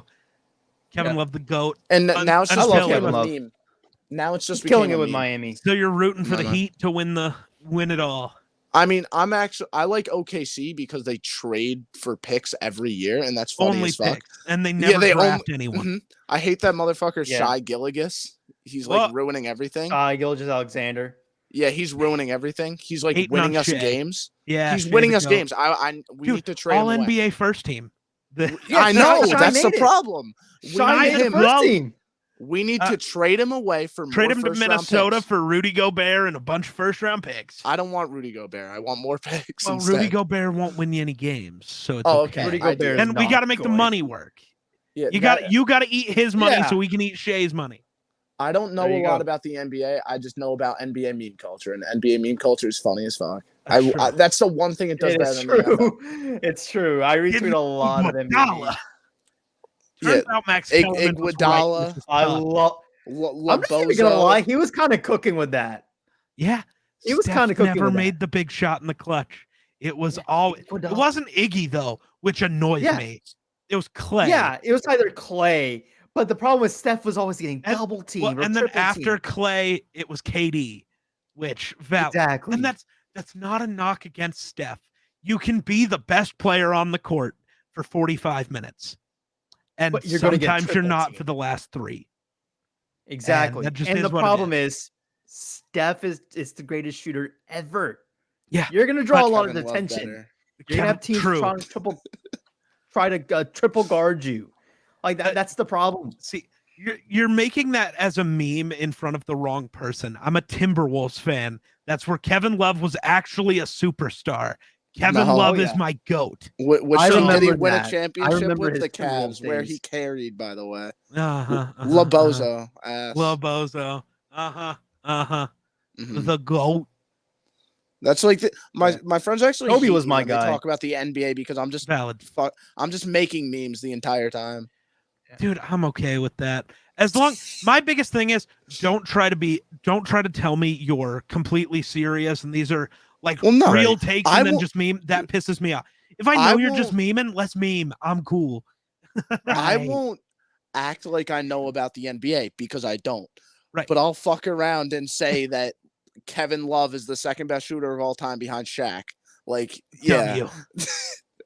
But like dude, anything else, I'm not doing it. Imagine if Shaq could shoot. That would have been What terrifying. do you mean imagine? Imagine if he could drive. If Shaq knew how to shoot the ball, he probably would have been the greatest player of all time. He is. He should have been anyways. He should have been. He really should have been. Kobe Shaq bugs me so much. I hate him so much. Why? Had he given a single fuck, he would have been the greatest player to ever exist, and it wouldn't have been close. There would have been would have not been close. He could have done in the more modern day what Wilt did back with the mailmen. Like exactly. He could have been 100 points a game all the time just for fun. Shaq easily could have been the greatest. Bugs me. Really quick, because this could be my only like contribution to this conversation. Am I wrong for saying that Don Hudson is just a Wilt Chamberlain of the NFL?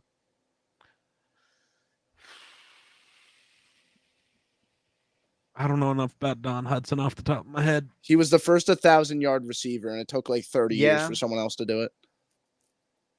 I mean, but he played when it was called end, so like that'll do it. Oh god, he played left end. Let's go. Oh, there you go.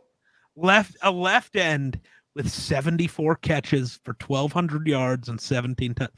Yeah, that seems pretty wilty to me. Well, yeah, pretty much. Yeah, W.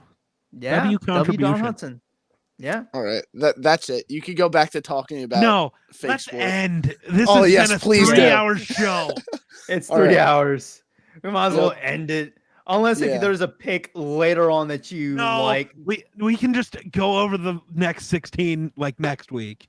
Sounds good. Yeah, I'm down for that.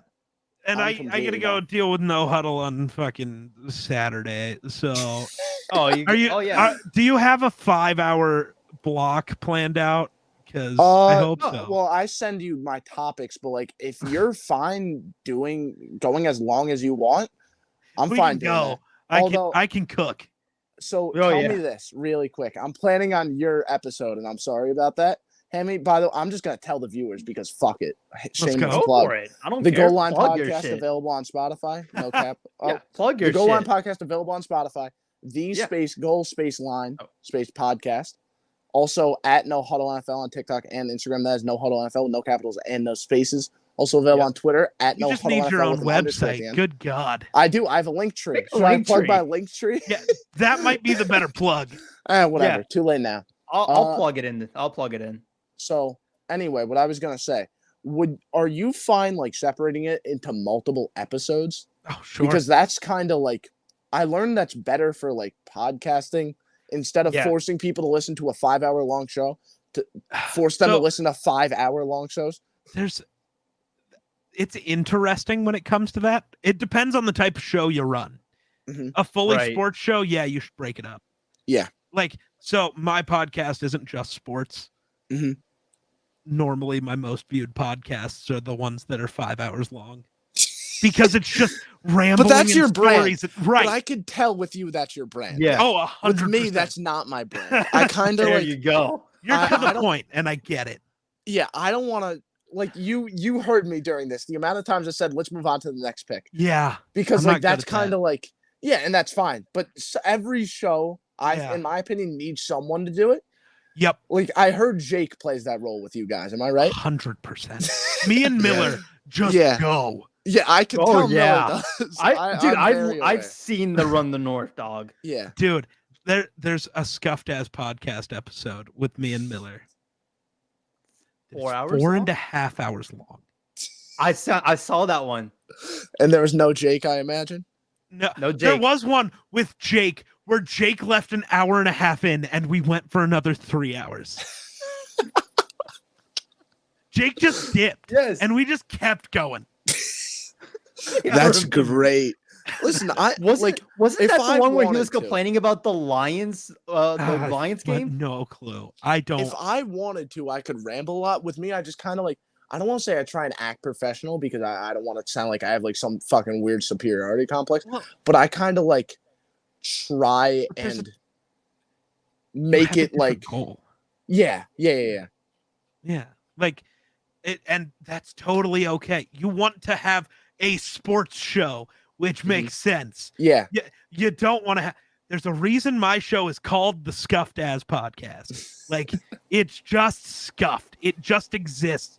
We just talk, and it's great for some people, and for others, they need structure. I can't provide structure. I don't have structure. There you go. Oh man. Yeah. He plugged, so my cheap plug, TheGeekSlays.com. It's too simple. Just there you go. This guy rambled before plugging his stuff. There you go. Oh, you gotta ramble before the plug. You gotta do it. That's the brand. That's the brand. Right. Thanks for having us, Hammy. Yeah, absolutely. And I'll definitely plug their finally go to sleep. Yeah. Same. It is 1:30. Yeah, I gotta be up in like 5 hours. I'm not gonna fall asleep for another 3. This is gonna be wonderful. Oh, Sounds man. great. Anyways, I'm gonna plug their socials in down below, and we'll probably might do a part 2 where we'll finish up the rest of the draft picks. But other than that, I don't know if we do or not, but we'll see. Either way, thank you so much for watching this episode, and I'll see you guys in the next one.